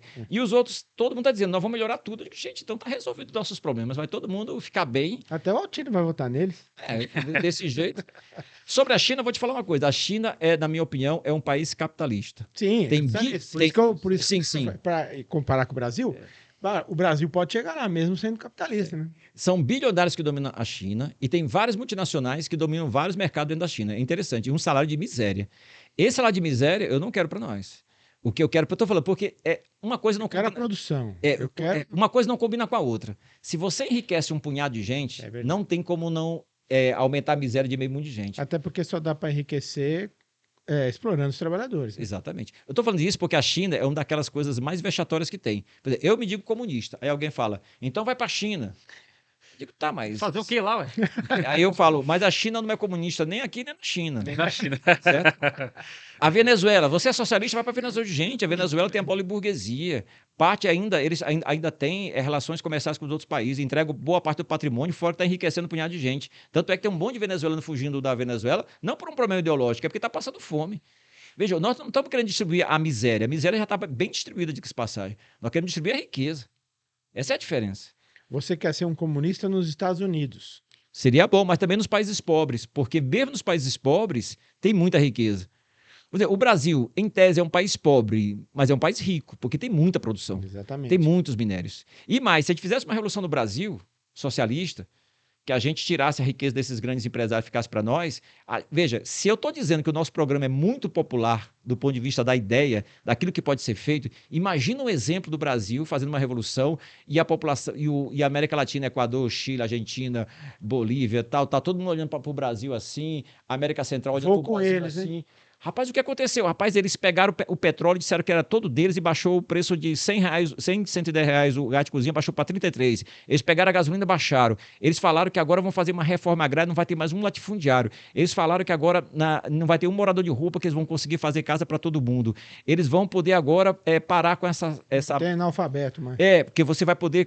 Tô falando, e muitas coisas não vão ocorrer de uma vez, vai ter que ser... Mas algumas medidas vão ser muito grandes. Os juros do banco no Brasil, eu estou imaginando o argentino, está sabendo... Olha o meu espanhol aqui. Olha que beleza, 0%. 0%. Que agora os juros lá para os trabalhadores é 0%. O cara, como assim? Em um mês? Não, o ano inteiro, vai pagar zero. O governo do Estado... O Estado vai ajudar, inclusive o pequeno comerciante. Desde que ele não aumente a riqueza dele para ficar um grande empresário. Ele vai poder ajudar. E o juro lá é zero. O Banco Central lá definiu isso. O cara, e por que não faz aqui? Porque aqui é esse governo aí que está aí. Então vamos fazer igual que nesse negócio. Estou falando, nós vamos ser um estímulo. A Revolução Russa foi isso. A Revolução Russa, depois que começou, que a turma foi descobrindo, e uma das grandes preocupações da burguesia era não divulgar o que aconteceu na Revolução Russa. A Revolução aliás, Salastra, né? aliás, a Revolução Francesa, lá atrás, na história, uma das grandes preocupações da burguesia naquele momento era esconder a Revolução Francesa. Por quê? Porque essa história de a Comuna de Paris, porque essa história de que trabalhadores tomaram o poder e começaram a distribuir a riqueza, isso é popular demais. Eles tinham medo que isso entrasse na cabeça das pessoas, porque enquanto a turma acha impossível e que isso não dá, beleza. Enquanto eles acham que os comunistas são os que vão matar todo mundo, vão azucrinar a sociedade, eles conseguem. Agora, no dia que a turma fala, pô, mas esse negócio é bom pra caramba, eu quero isso. Rapaz, ninguém segura, porque nós somos a maioria da população. Eu estou falando, essa é a nossa força. Nós somos fracos hoje, mas nós podemos ser uma fortaleza na sequência. Os revolucionários bolcheviques na Revolução Russa teve um momento que boa parte dos socialistas se entregaram para os seus países na Primeira Guerra Mundial. Cada um defendeu o seu país. Que os socialistas daquela época diziam o seguinte: nós não vamos defender uma guerra de rapina entre os países, nós vamos ser contra a guerra. Agora imagina, você em guerra e você dizer eu sou contra a guerra, você é um traidor. Boa parte dos socialistas que tinham um parlamento, tinham um deputado, tinha isso, tinha até universidade na Alemanha, por exemplo, os caras, tá bom, gente, a gente é socialista, mas vamos diminuir aqui, então vamos ficar aqui um pouco de acordo com o governo. Pouquíssimas pessoas resistiram, que depois fundou a Terceira Internacional. Esses pouquinhos de gente que cabiam, talvez, na época não tinha Fusca, né? Um Lada. Cabiam em 2 carros. Foram esses caras que fizeram a Revolução Russa, que foi a maior revolução que até hoje assusta e amedronta a burguesia internacional. Nós queremos ser parte desse processo.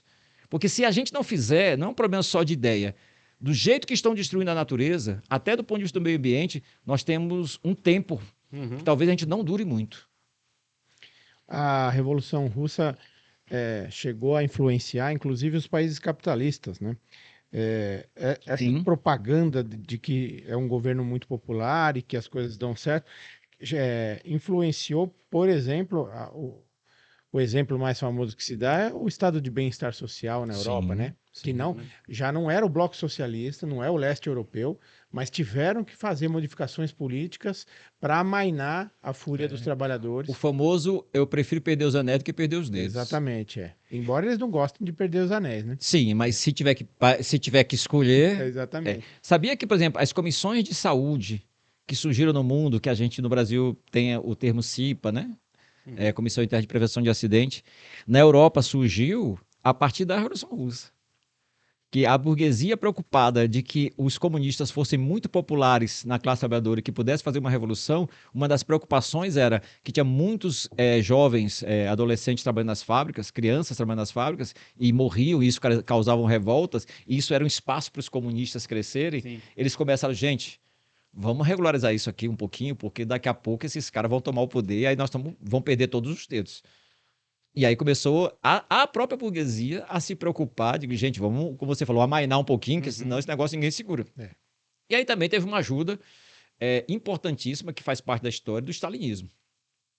O Stalin deu ordem na Espanha, na Itália, na França, em vários lugares, de não fazer revolução. Era um acordo que ele tinha feito. E aí, qual era eu estou falando, porque se tivesse feito a revolução na Alemanha e em vários outros países, nos países mais desenvolvidos, aí isso ia ser um fenômeno. A gente podíamos estar em outra história aqui. O que seria anormal era não ser a riqueza ficar na nossa mão. O que seria anormal é alguém controlando a nossa riqueza. Faltou isso, né? A revolução num país desenvolvido, né? Isso. Agora, eu e o Cauê fomos operários, né? Fomos colegas, inclusive. E aí, por exemplo, se a gente pensar, né, a geração lá atrás, anos 80, anos 70, a turma vinha do Nordeste, virava peão nas fábricas, e ao mesmo tempo que agradecia muito o emprego, ao mesmo tempo era muito disposto, foi muito disposto para as lutas, né, para as demandas, para ir para a rua, com todo o risco que tinha na época para conquistar os direitos e tal.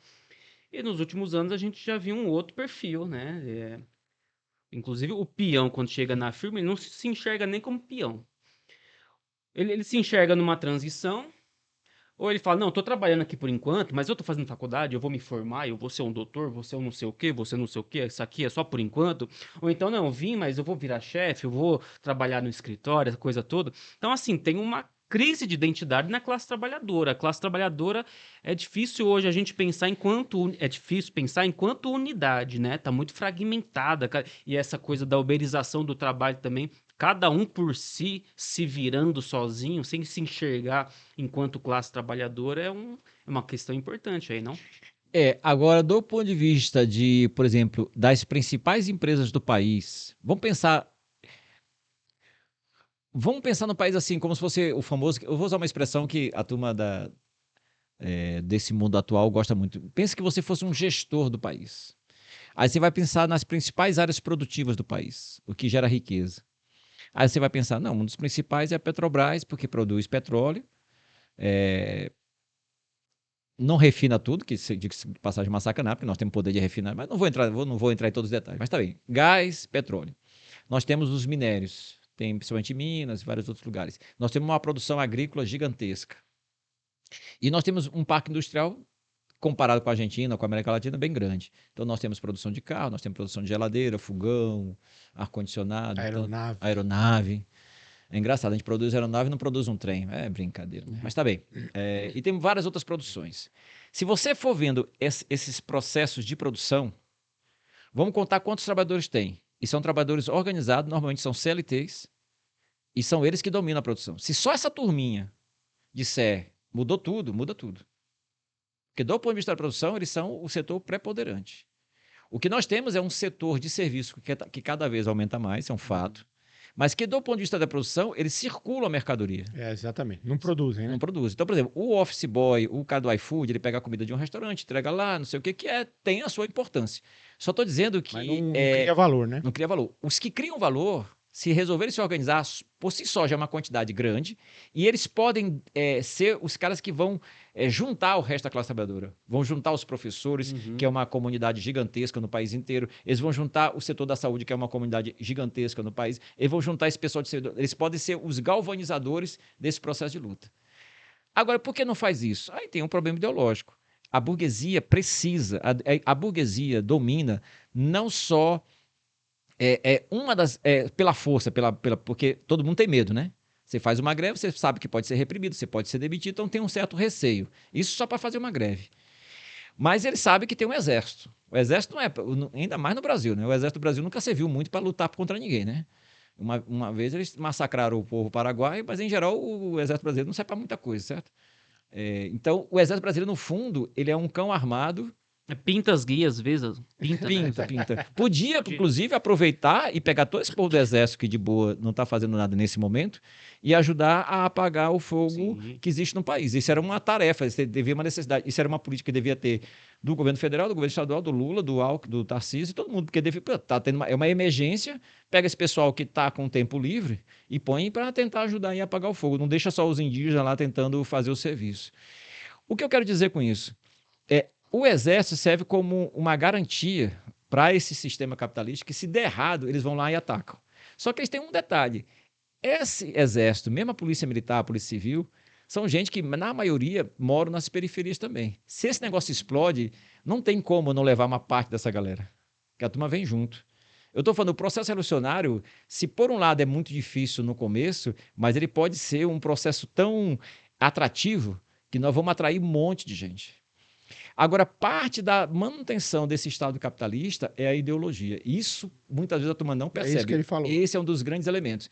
É começar a botar na cabeça do trabalhador que você não é um trabalhador, que você é um microempreendedor, que você... Essa história do empreendedorismo da direita, mas da esquerda, presta atenção, se o governo do PT já não faz uns anos que está defendendo o empreendedorismo. E o que é o tal do empreendedorismo? No fundo, é pegar um trabalhador e precarizá-lo. Vai trabalhar sem direito, né? E trabalhar sem direito. Por exemplo, um trabalhador de iFood, se ele machucar a perna, quebrar a perna, ele está ferrado. Porque ele vai para onde? Um trabalhador com CLT, com toda desgraça, ele tem alguma garantia. Faz parte de um contrato social que, se você se machucar, você tem alguma garantia. O cara do iFood não tem. Porque ele está trabalhando para si mesmo. Qual seria... Vamos supor que nada acontecesse de ruim com esse trabalhador do iFood. Qual seria o sucesso dele? Até onde ele podia chegar? Até que idade ele chegaria, né? Veja, então, primeiro a gente precisa... Se ele acumular, como? Não tem como acumular, o cara mal consegue sobreviver. Ele não consegue comer o que ele está levando. Exatamente. E a tendência é cada vez piorar mais.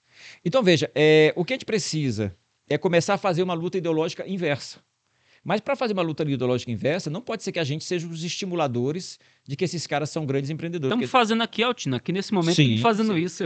Isso. Nas eleições, nós estamos participando das eleições, inclusive, né? para fazer essa disputa ideológica. aceitando um fato da realidade da história, que nós hoje somos pequenos, mas nós podemos ser gigantescos em pouquíssimo tempo, porque nós temos, vamos dizer assim, a semente daquilo que pode explodir. E não é um problema religioso, fantasioso, é um problema real. Repito para vocês, se a gente pudesse e fizesse um plebiscito na cidade de São Paulo ou aqui em qualquer região e dissesse, vou dar só um exemplo pequeno, tarifa zero, ou se a gente quisesse a Petrobras 100% estatal e a gente baixaria o gás de cozinha para R$ 33, ou deixa do Jequitá. Será que é popular essa? Ou a pergunta era outra, vão deixar fazer esse plebiscito? Ou alguém vai dizer, poxa, mas o mercado vai arruinar o país. Vai arruinar como? Eles vão parar de investir na Petrobras, nós vamos tirar o dinheiro deles. Vai arruinar o quê? Eu estou falando, é um debate interessante. Nós somos, os nossos projetos são os mais populares. É impopular hoje porque a turma acha que é impossível. Sim. Mas se a turma perceber que isso é possível, é a coisa mais popular que existe. Você é de que categoria? Eu sou metroviário de São Paulo, eu trabalhei em fábrica em Pernambuco, eu fui presidente do sindicato, eu era operador de barco da indústria química. Você veio do Pernambuco, né? Eu nasci no Maranhão, São Luís do Maranhão, mas com 10 anos minha família foi para o Acre, dos 10 aos 12 minha mãe foi para Pernambuco, eu fui para Pernambuco. Então a gente é migrante para lá, para tentando melhorar de vida. Lá eu trabalhei na indústria química, eu fui operador de máquina. Lá no Pernambuco? Pernambuco. Ah. Eu estava na fábrica na Constituição de 88. Inclusive, eu que negociei, por exemplo, a escala de 36 horas semanais, porque a gente trabalhava em turno ininterrupto de revezamento. E quando surgiu a Constituição, não foi automático, né? Teve um tempo que cada sindicato foi se organizando e tal. Eu era da oposição, a gente organizou, minha fábrica, a gente conseguiu fazer uma escala de 36 horas semanais, uma negociação.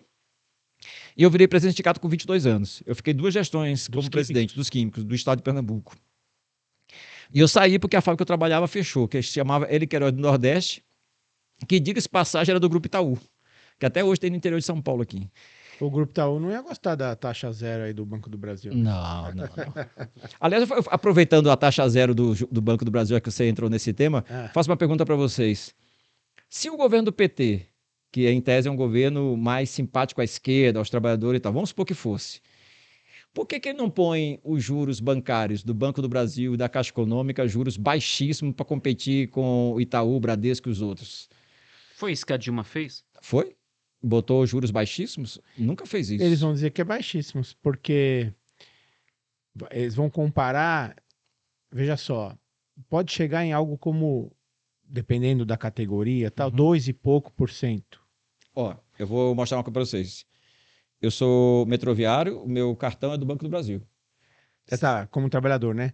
Como trabalhador. Se eu atrasar e ficar negativo na conta bancária, os juros é de 10, 11%. Compete com os bancos privados. O banco privado pode chegar a 20%. Mas eu entendi o que você falou. Por exemplo, o Banco do Brasil... deveria ser zero. Né? Sim. Não, mas vamos supor que ele botasse bem pequenininho. Tá. Certo? Por que ele não faz isso? Porque forçaria o banco... Porque, veja, quem era besta? Se eu posso pagar... Vamos supor que eu pagasse, sei lá, 0,5%, 1% ao ano de juros. Quem é que vai ter conta no Itaú, né? Quem vai ter, que ninguém é trouxa. Todo mundo correria para o Banco do Brasil, para a Caixa Econômica. E, pelo contrário, ia bombar o banco público. Por que eles não fazem? E por isso que eles querem privatizar o Banco do Brasil. Sim, mas por que... A direita, né? Mas por que o PT, então, não faz uma coisa básica, que é baixar os juros dos seus bancos? Caixa Econômica e Banco do Brasil. Por que eles não fazem isso? Porque eles poderiam ganhar o mercado inteiro, concorda? E eles têm poder para isso. Ou então ia forçar os outros a ir com eles. Sim. E por que não faz? Por quê? Porque por causa dos banqueiros, né? Sim, porque eles têm um poder gigantesco e o projeto do Lula não é enfrentar esses caras. Eu estou falando isso porque eu estou falando que são coisas simples que a gente poderia fazer. Dá para fazer isso, Altino. Por isso que nós, em relação ao sistema bancário, a gente podia estatizar todo o sistema bancário. Junto com a população, né? Junto com a população. Você não pode fazer sozinho, tem que fazer junto com a população. Mas parece que a ordem não é essa. A movimentação da população nos últimos governos do PT não está sendo utilizada, né? Quer dizer, o PT não está mexendo nem com a ideologia, nem com a organização dos trabalhadores. Porque não pode, porque veja, ó a situação em que o PT está. Eu digo porque eu fui do PT por longos anos. O PT governa junto com o Centrão. O PT não vai enfrentar o agronegócio, o PT não vai enfrentar os banqueiros, que toda a população, os ativistas, todo mundo reconhece que se tem algum inimigo é o agronegócio, porque os caras enriquecem e roubam a Amazônia, destroem, tudo que acontece que nós conhecemos. Além de destruir o solo, porque como eles fazem Porque como a produção é irracional, porque a produção não está preocupada aquilo que é bom para a sociedade. Sim, A produção é feita para onde eu ganho dinheiro. o lucro, né? Então, se eu produzir soja, mesmo que eu destrua o terreno, não importa. Importa que eu vou ganhar dinheiro rápido. Uhum. Portanto, a lógica é outra. Tá bem. Agronegócio é o nosso inimigo porque ele rouba e destrói o meio ambiente. Os banqueiros são inimigos porque se tem alguém que rouba o nosso povo, um deles, com certeza, são os banqueiros. Todo mundo que paga cartão de crédito deve, não sei o que, sabe que... Os banqueiros acho que é o número 1, né? Porque É. todo mundo tem uma continha no banco, né? E aí você já tá Isso. lascado, né? E diversas outras coisas. Mas vamos falar desses dois aqui. A política do PT nunca foi enfrentar esses caras. A não ser muito no passado, nos seus congressos, os mais animados falavam isso, mas nunca era de verdade. Eu estou falando isso porque, veja, o PT não tem como mobilizar a população por pautas mínimas, que eram mínimas no passado, hoje ele não consegue fazer. Por quê? Porque ele está amarrado, preso, mas não só porque está preso, ele gostaria de fazer uma coisa que não faz, é porque mudou o seu projeto. O seu projeto é outro. O seu projeto é manter as coisas como estão e, no máximo, dar uma migalha ou outra, mas que não resolve nada. E diga-se passagem, migalha até a direita também dá. Eu estou falando isso porque lembra para falar dos caras mais escrachados que tem em São Paulo, o Maluf também fez moradia popular, também fez o Singapura. Todo mundo faz algum projeto desse para ficar bem na fita. Tanto que foi o slogan mais famoso da política, né? Rouba, mas faz. É verdade. Não, assim, embora seja verdade, a gente precisa pontuar a diferença, né? Nessa questão do desenvolvimento social. Deixa eu guardar meu cartão de banco aqui.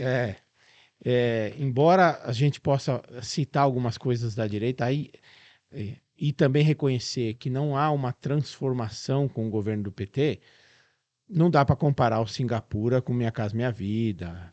Não dá, né? Até porque o Maluf não foi presidente também, né? Tudo Sim. bem. Mas nem mesmo com os mutirões da Erundina, né? Veja só, para muita gente, para muita gente que estava abaixo da linha da pobreza, na questão dos miseráveis, a vida é muito diferente sob um governo da esquerda, que a gente está falando do PT, e sob o governo da direita. Tá. Isso não é uma defesa Sim. de dizer assim, ó, esse é o caminho, ou estamos satisfeitos.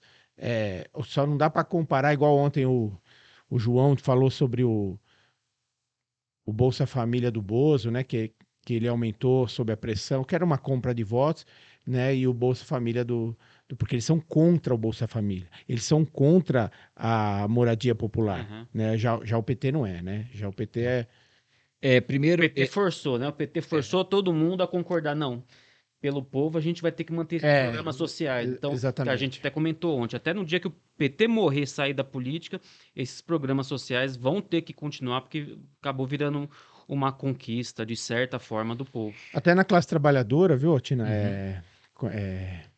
36 horas, adicionais, salubridade, ambiente de trabalho, também tivemos muitas conquistas para aquele trabalhador da década de 60, 50 para 70, 80, 90, mudou bastante coisa. Então eu vou problematizar, se for possível, no seu tempo de vocês aí, Não, mas pode, eu vou pode, colocar fica à algumas vontade. coisas para vocês, veja. Nós somos a favor de todas as conquistas que tiveram, mesmo que sejam poucas, e nós somos contra qualquer redução delas. Por exemplo, se alguém da direita, da outra direita, disser eu quero impor uma ditadura, nós vamos lutar contra qualquer um, mesmo os que querem manter esse sistema capitalista, nós vamos lutar para que não piore o que já está. Isso é um fato, eu uso uma expressão assim, nós vamos nos juntar até com capeta para defender que não entre numa ditadura, por exemplo, caso essa ameaça esteja colocada no mundo real. Agora, nós não vamos defender esta democracia dos ricos porque ela está nos matando. Estou falando, são dados estatísticos, não é só um olhar. Essa história de que a concentração de renda está cada vez aumentando mais, não é que é sempre linear, tem um vai e volta, mas que vai aumentando a concentração de renda, isso é um fato da realidade.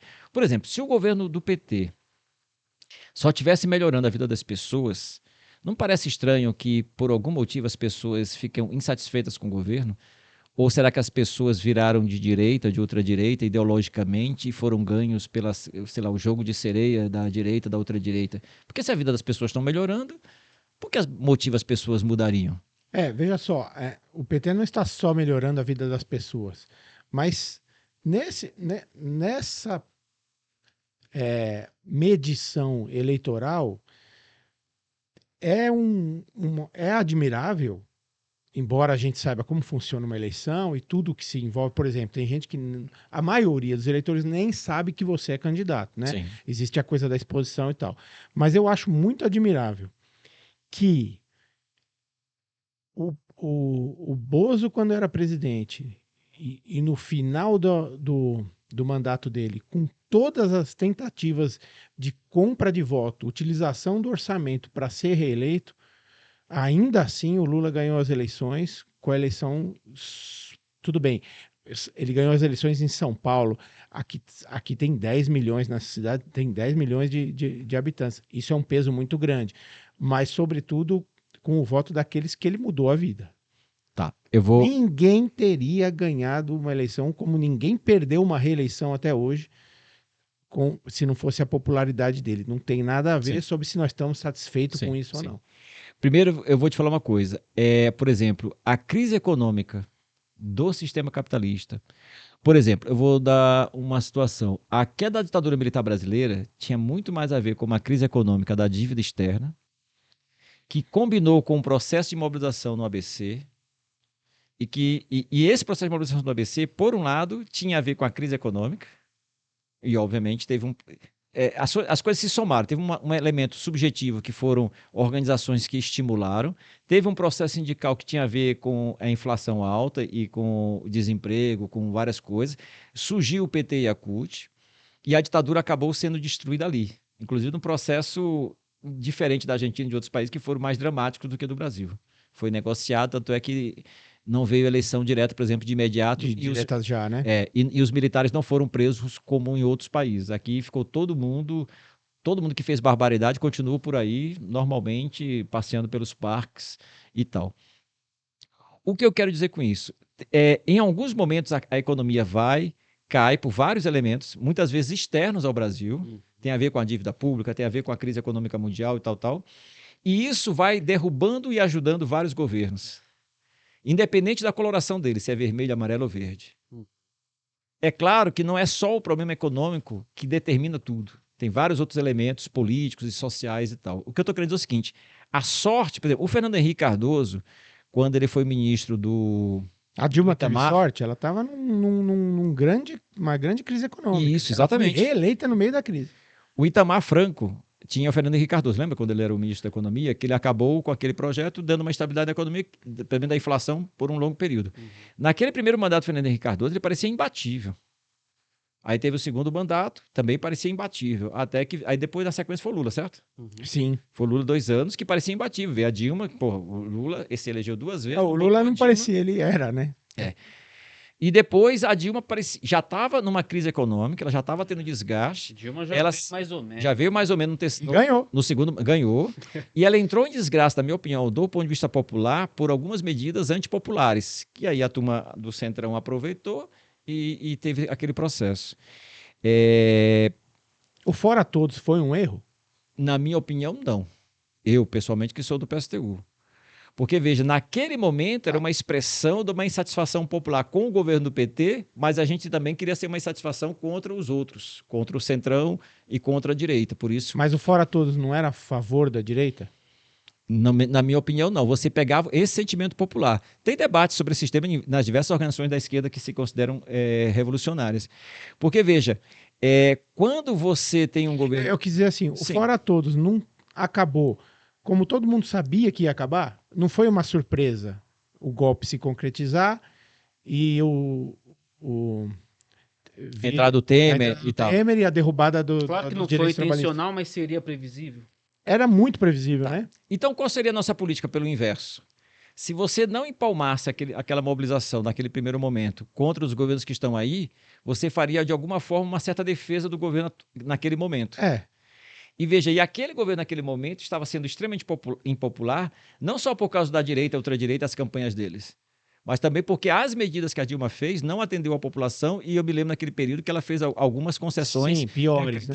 que piorou a vida da classe trabalhadora, como tinha o Sobretudo na economia, né? Sim, e em particular, a parte dos trabalhadores se sentiram traídos ali. Mas na hora de fazer a opção, o PSTU optou pela direita.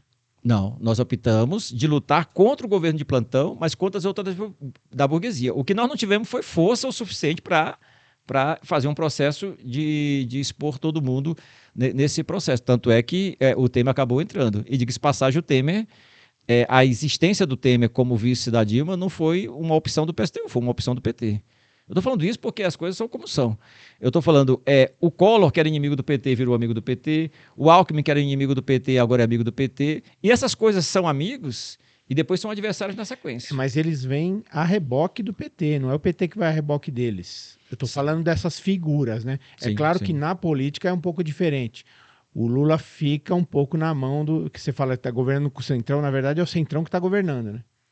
Não, tem um governo. Assim, o Centrão é parte do jogo do processo, mas quem governa é o Lula. E o Lula fez uma opção, não é de hoje, ele fez uma opção de governar com o Centrão. Aliás, todos os governos governaram com o Centrão. Para ser sincero, o Centrão nunca saiu. É tipo o Sarney. O Sarney agora tá velho, não está mais aparecendo no cenário político. Mas se você reparar, o Sarney esteve em todos os governos, Sim, inclusive do PT. sim. O PMDB, né? Ele sempre esteve. Então, eu estou falando, essa é uma opção, governar para os ricos com uma cara ou uma história que tinha a ver com a classe trabalhadora. Na minha opinião, o PT já faz um bom tempo que está longe disso. Tanto é que ele se distancia dos movimentos sociais. Nesse assunto, já que é esse assunto, explica pra gente como foi o impacto disso para o seu partido. Foi daí que surgiu o grande racha? Que surgiu o PSTU? Não, Não. que o PSTU teve uma perda de militantes. Sim, recente. Tá. Foi 2016, Teve um elemento, foi o seguinte, teve um grupo chamado, que hoje está no PSOL, chamado Resistência, não só, né, mas principalmente esse setor. majoritário. Eles tinham uma política de que, na verdade, eles já começavam a ter uma outra visão. E a outra visão deles é assim, vou resumir um pouco. Eles começavam a dizer, beleza, a Revolução Socialista é bacana, é bonito, mas isso não está Não tá dando. não tá dando.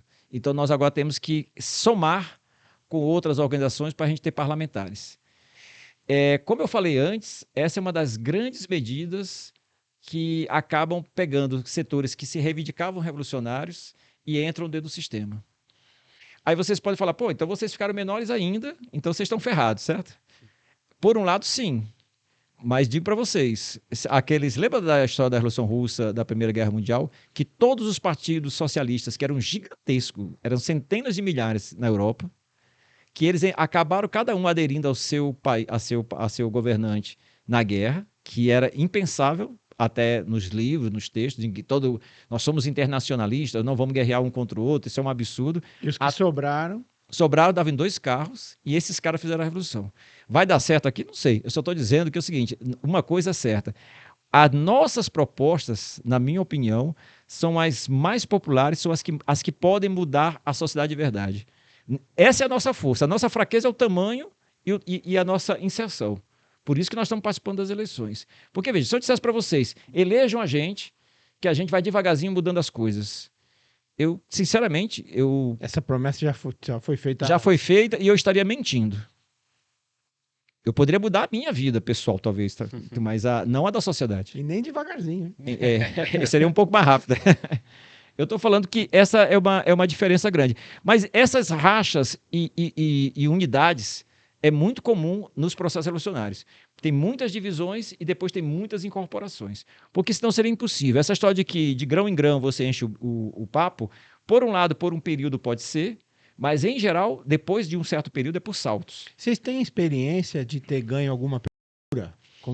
Nós ganhamos no passado uma prefeitura de Timóteo, que era do interior de Minas. Ah, sim, é verdade. E veja o que... E aí, explica para nós. Nós fizemos, por exemplo, na prefeitura de Timóteo, por exemplo... Porque isso é uma coisa legal, né? Sim. Assim, veja só, é uma experiência, né? Sim. Você comentou, dramático, eu vou colocar... Eu imagino. Agora, você colocou como que São Paulo poderia facilmente ser um espelho Sim. para a América Latina. É. E Timóteo, qual que foi o problema? Então, o problema foi o seguinte, veja, a gente ganhou, o companheiro que foi o prefeito na época, vamos dizer assim, não tinha tanta larga experiência como outros tantos companheiros, e isso nessas horas dramáticas faz uma diferença gigantesca.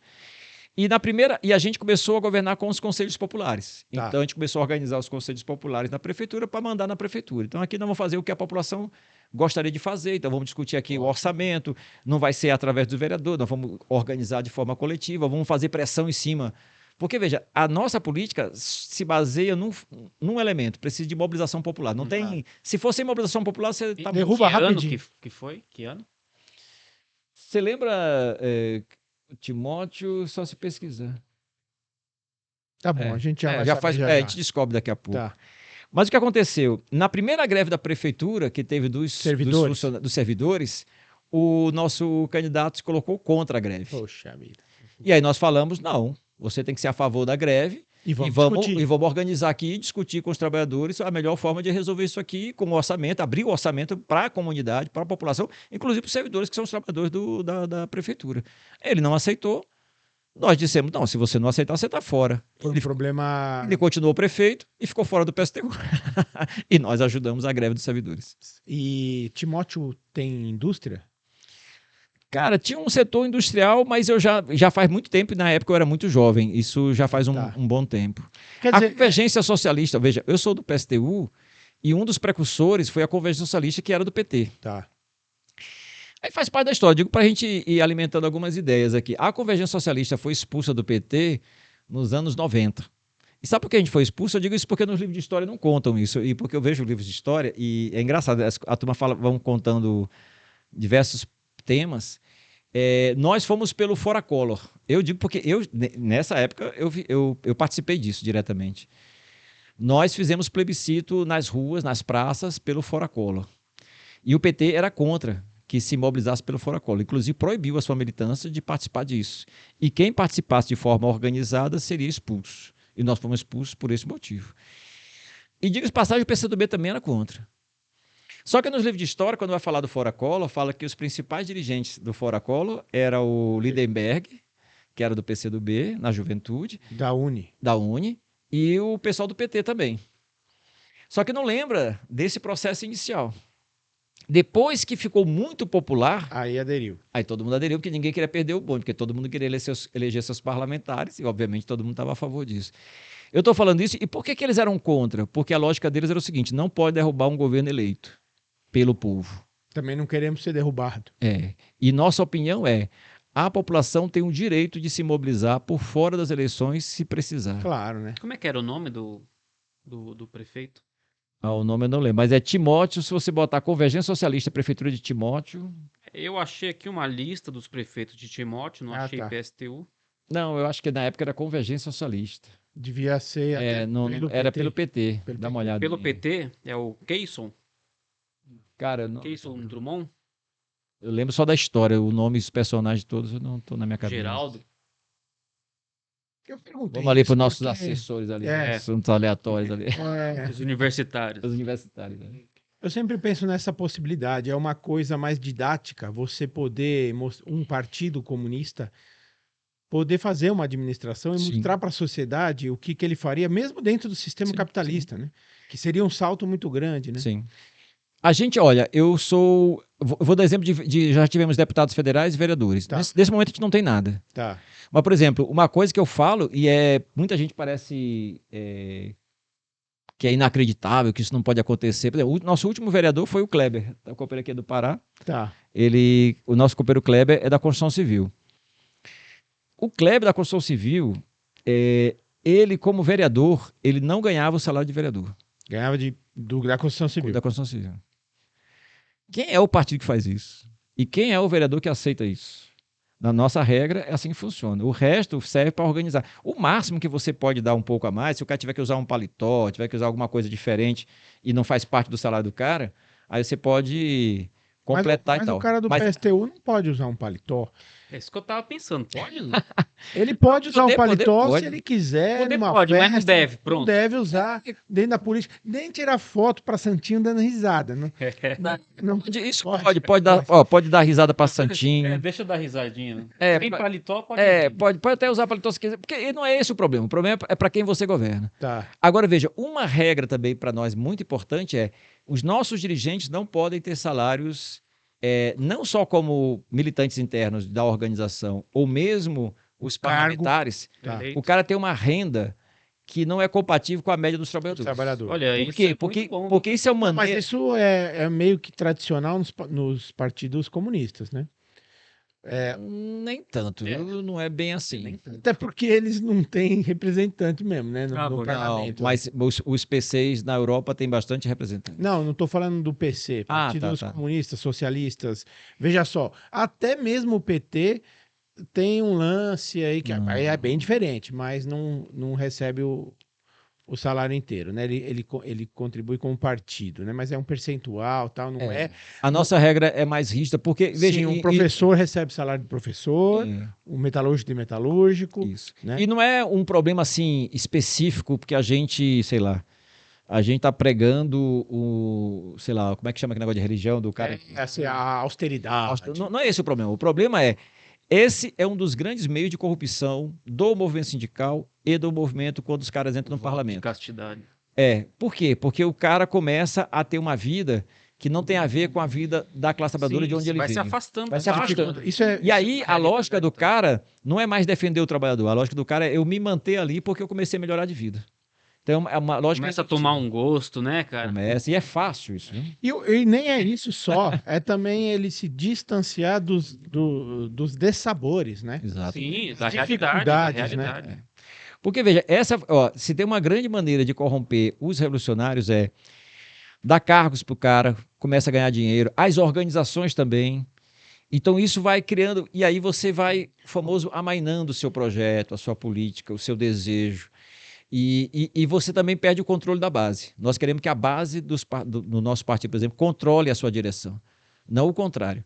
E nós queremos que os dirigentes tenham uma vida compatível com o nosso projeto. Não pode ser que nós tenhamos, sei lá, gente com muita grana que não faz sentido com o projeto que nós estamos defendendo. Por exemplo, quem vai defender uma revolução socialista? Vamos pensar no normal. Quem não tem o que perder. Exato. E hoje em dia é a grande maioria. Porque o cara que for um cara que tem um cargo muito alto, ele pode até achar muito bonito. Um empresário assim, como teve na época do Marx, teve empresários, empresários mesmo grandes. Não, eu sou a favor porque a ideia do socialismo é uma ideia bonita. Uhum. O Engels foi um. Sim, mas ele rompeu e foi até o final do seu projeto. Tanto é que depois ficou numa situação financeira difícil. O Marx, inclusive, teve que ter muita ajuda das diversas coisas para poder sobreviver. Teve os ingleses, né? O Owen, né? Sim, que tentaram o socialismo utópico. Porque eles tentavam convencer pelas ideias os outros empresários. Gente, não é melhor a gente distribuir a nossa riqueza? Os empresários achavam muito bonito. Pô, bacana isso aí. Aí quando o cara começou, vamos praticar, o cara, não, peraí, não. Achar bonito é uma coisa, agora praticar é outra. É bonito, mas é difícil. Olha lá, de Timóteo. Geraldo Nascimento. 88. Foi eleito em 89 para administrar a partir de 89. Então foi bem na Constituição. Eu estava dentro da fábrica nesse período. Foi na Constituição de 88, deve ter governado no início de 89 e durou um período, um semestre e pouco. Geraldo Ribeiro? Nascimento. Geraldo Nascimento. Eu estou falando, são experiências, são histórias, como a gente também viu, se a gente for ver a época da ditadura, a história do PC, suas divisões, seus rachas, o que fizeram, Araguaia, tem muitas histórias interessantes para a gente tentar entender. Mas a lógica do PSTU é essa. Nós queremos fazer uma revolução socialista, nós queremos lutar contra esse sistema capitalista e nós nos organizamos para isso.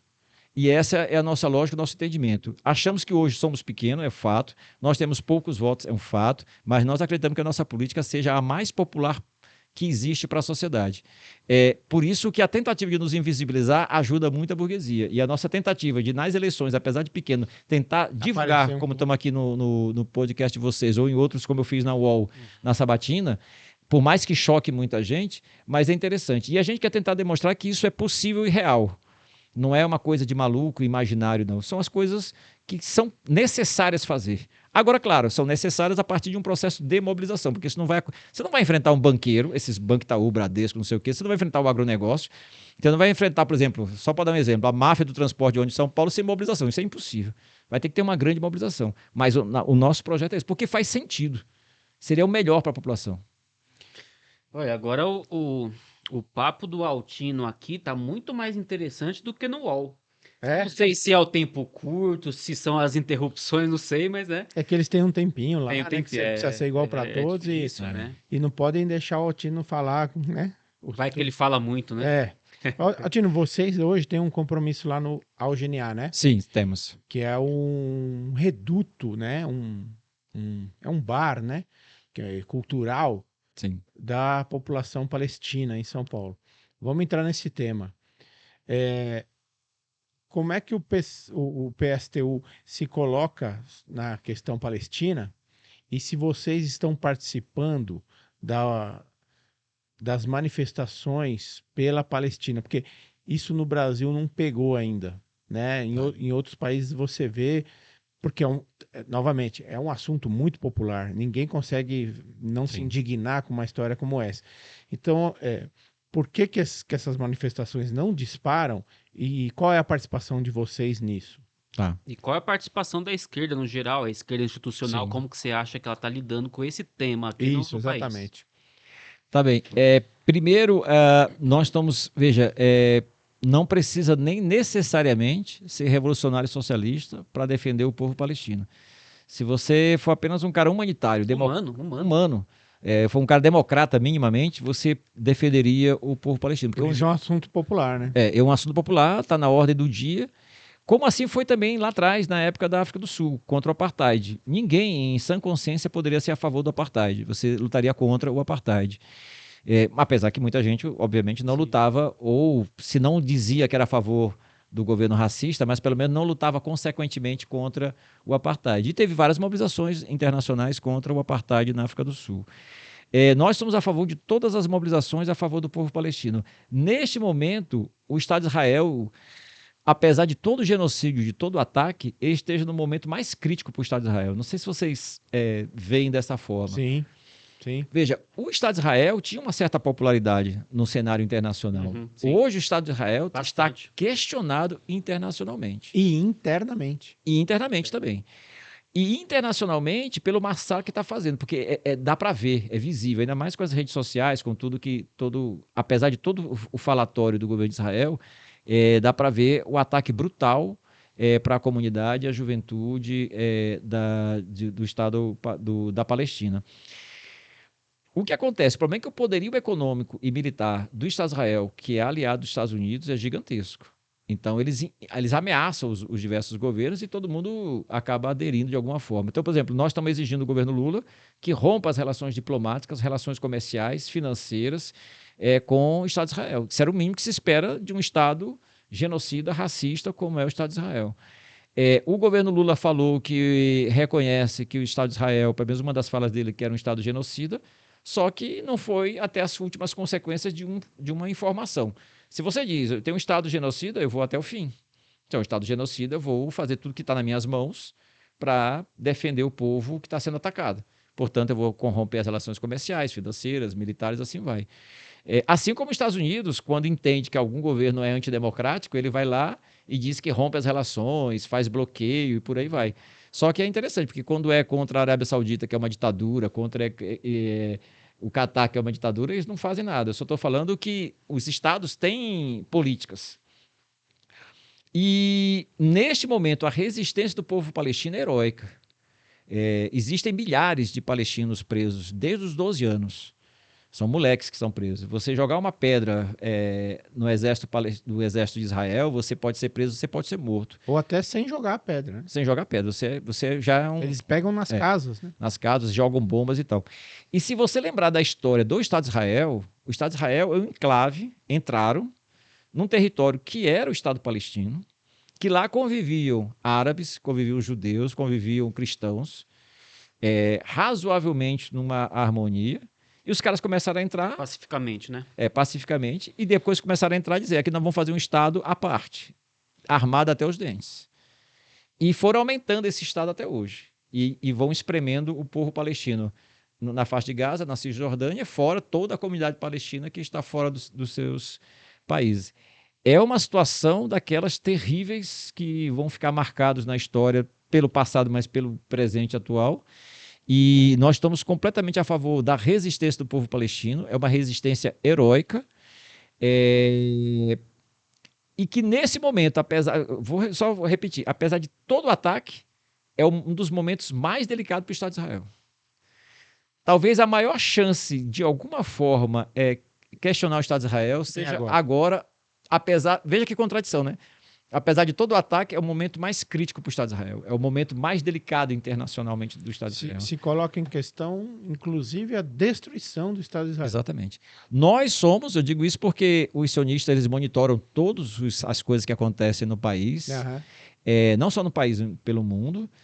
Nós somos contra o Estado de Israel, porque ele é um enclave artificial dentro do Estado, que era o Estado palestino. Por exemplo, na África do Sul, nós queríamos a libertação do povo negro do Estado racista da África do Sul. A segregação que existia. O Estado de Israel é um outro tipo. É um Estado racista, é um Estado religioso, mas é um Estado que entrou num outro território, invadiu o território e foi aumentando seu espaço. O problema na África do Sul era a administração do governo. E tinha o setor branco que dominou, que também vinha dos europeus, mas ali você queria acabar com aquele Estado, mas não tinha um enclave exatamente lá dentro. O país era um só. Era um só. No Estado porque, por exemplo, essa ideia de dividir dois Estados, o Estado de Israel não aceita. Mas dividiu que Estado, se eles tomaram conta do seu Estado? Então tem um problema anterior. Então é uma guerra, uma situação muito difícil, mas a luta do povo palestino é heróica como nunca. Aí aquela historinha que a gente estava comentando, quem pode fazer uma luta dessa? São aqueles que não têm nada para perder. Exatamente. Porque o povo palestino está sendo destruído permanentemente. Imagina um moleque de 12, 13 anos, 11 anos, seus pais morreram, seus irmãos morreram, seus parentes morreram. Você vai falar o quê? Cara, fique calminho aí que vai tudo se resolver. Ele falou, capaz, a minha única chance é lutar contra esse Estado de Israel. Exatamente. Não, e vão usar todas as armas possíveis nessa luta. Agora é muito curioso que nem você comenta que é popular e tal, mas muita gente ainda tem aquela opinião mais rasa assim, olha... realmente nisso tudo aí Israel parece que deu uma exagerada, mas também somos contra o terrorismo. Isso é uma opinião popular. Tem o terrorismo. A propaganda, né? A propaganda. Porque ainda falta informação. Os sionistas controlam até isso, né? Tem um terrorismo de Estado. O Estado de Israel, Exatamente. na minha opinião, é um Estado terrorista. Por quê? Porque ele invadiu um território dos outros e massacrou o povo e continua massacrando. Portanto, se tem algum Estado terrorista, é o Estado de Israel. Que é aos olhos vistos. A olhos vistos. Não dá e hoje a comunidade internacional, em particular no Oriente Médio, percebe isso. O problema é que no Oriente Médio, boa parte dos governos acabam sendo coniventes com o Estado de Israel. E no máximo, quando há muita pressão popular, que eles fazem algumas ações, mas em geral são coniventes, porque são ditaduras ferrenhas. Aliás, eles morrem de medo de que haja uma revolta popular no Oriente Médio e que questione seus governos. Porque uma das questões que sensibiliza todo o Oriente Médio, além da comunidade internacional, mas particularmente o Oriente Médio, é o tema da Palestina. Muito bem. Então o PSTU estamos junto com o povo palestino e queremos Palestina do Rio ao Mar. Nós achamos que tem que ser o Estado de Israel. Nós não somos contra os judeus. Claro. Nós não queremos mais. Não tem nem motivo para isso. Não há motivo para isso. Muito pelo contrário. E tem vários judeus que são contra o Estado de Israel. Sim. Porque não aceitam que eles façam aquilo porque eles foram atacados, por exemplo, no nazismo na Alemanha. Muito bem. Eu acho que o papo com o Altino foi bom. A gente, na medida do que a gente pode, Altino, a gente ainda é um canal pequeno. Sim. Mas a gente, claro, às vezes, veja, algum convidado pode não poder participar, não poder vir, mas a gente abre as portas, sobretudo, nós não convidamos nenhum candidato que está em exposição na mídia, porque acho que eles agora têm mais o que fazer, né? Sim. Mas ontem teve aqui o candidato do PCO, em São Paulo? Legal. O João. Nós convidamos seu companheiro, candidato do PSTU aqui Senero. em São Bernardo, Ah, o Cláudio. Inclusive ele que Claudio fez a Donizete, ele ponte que, aí. Sim. né? E agora tá faltando convidar o camarada da UP, né? De Porque onde? De São Paulo? São De Paulo. São Paulo. São Bernardo não saiu, né? Não. Não saiu.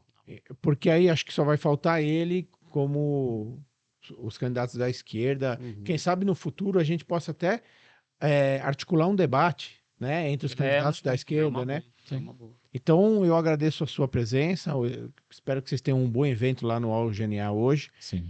Que você volte aqui como candidato ou não ao governo, à presidência. Costuma ser o Zé Maria ainda, o candidato a presidente do. Da última vez foi a companheira Vera. Já faz é um verdade. tempo. O Zé Maria agora está verdade. cumprindo outras tarefas. Está Ah, sendo Zé- mais a Vera, eu e outros companheiros De e vez em companheiras. quando a gente vê a Vera nas manifestações, sim. na banquinha do PSTU lá.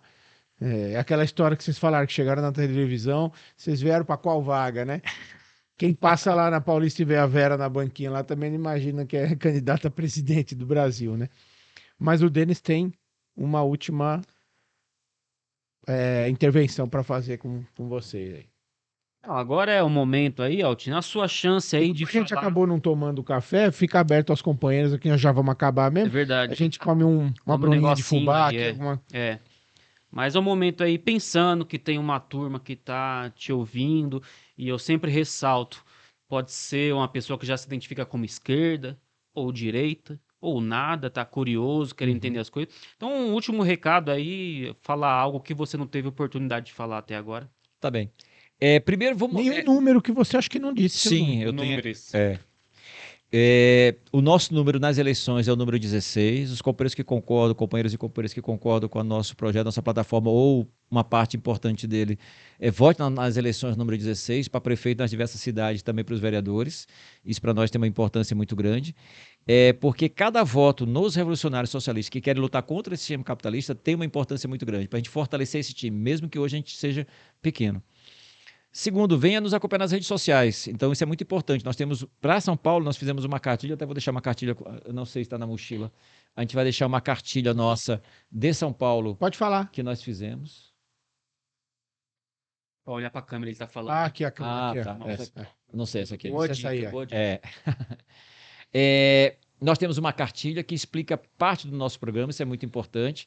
Nas redes sociais, eu estou no Instagram, @Altino Prazeres JR, porque é Júnior, meu sobrenome, então Altino Prazeres JR. Prazeres não é nenhum outro sentido a não ser o meu sobrenome, apesar que a brincadeira sempre foi Sempre rola, imagina. prazeres garantidos. Já que é da esquerda mesmo, nós estamos liberados. Mas é Altino Prazeres JR.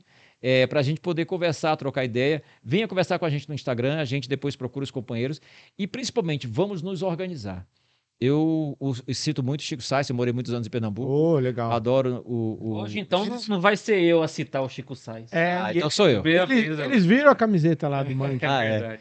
Então, aquela frase que eu gosto dele é: vamos nos organizar para desorganizar. Organizar a classe trabalhadora para enfrentar os grandes bilionários, as multinacionais, o agronegócio que está destruindo o planeta e a gente defender a nossa classe. Então, venha conhecer a gente, vamos nos organizar, vamos conversar, porque a gente precisa aumentar esse time de revolucionários socialistas para a gente mudar esse sistema capitalista que está sendo defendido pela direita, pela extrema-direita, mas também está sendo defendido o que eu chamo de esquerda capitalista ou esquerda institucional, com todas as polêmicas que nós temos. E vamos vendo as diversas coisas que nós podemos fazer e ajudar. Eu digo isso para a juventude, os secundaristas, os universitários, os operários, os trabalhadores do comércio, o pessoal que trabalha, por exemplo, do comércio, só para dar uma ideia.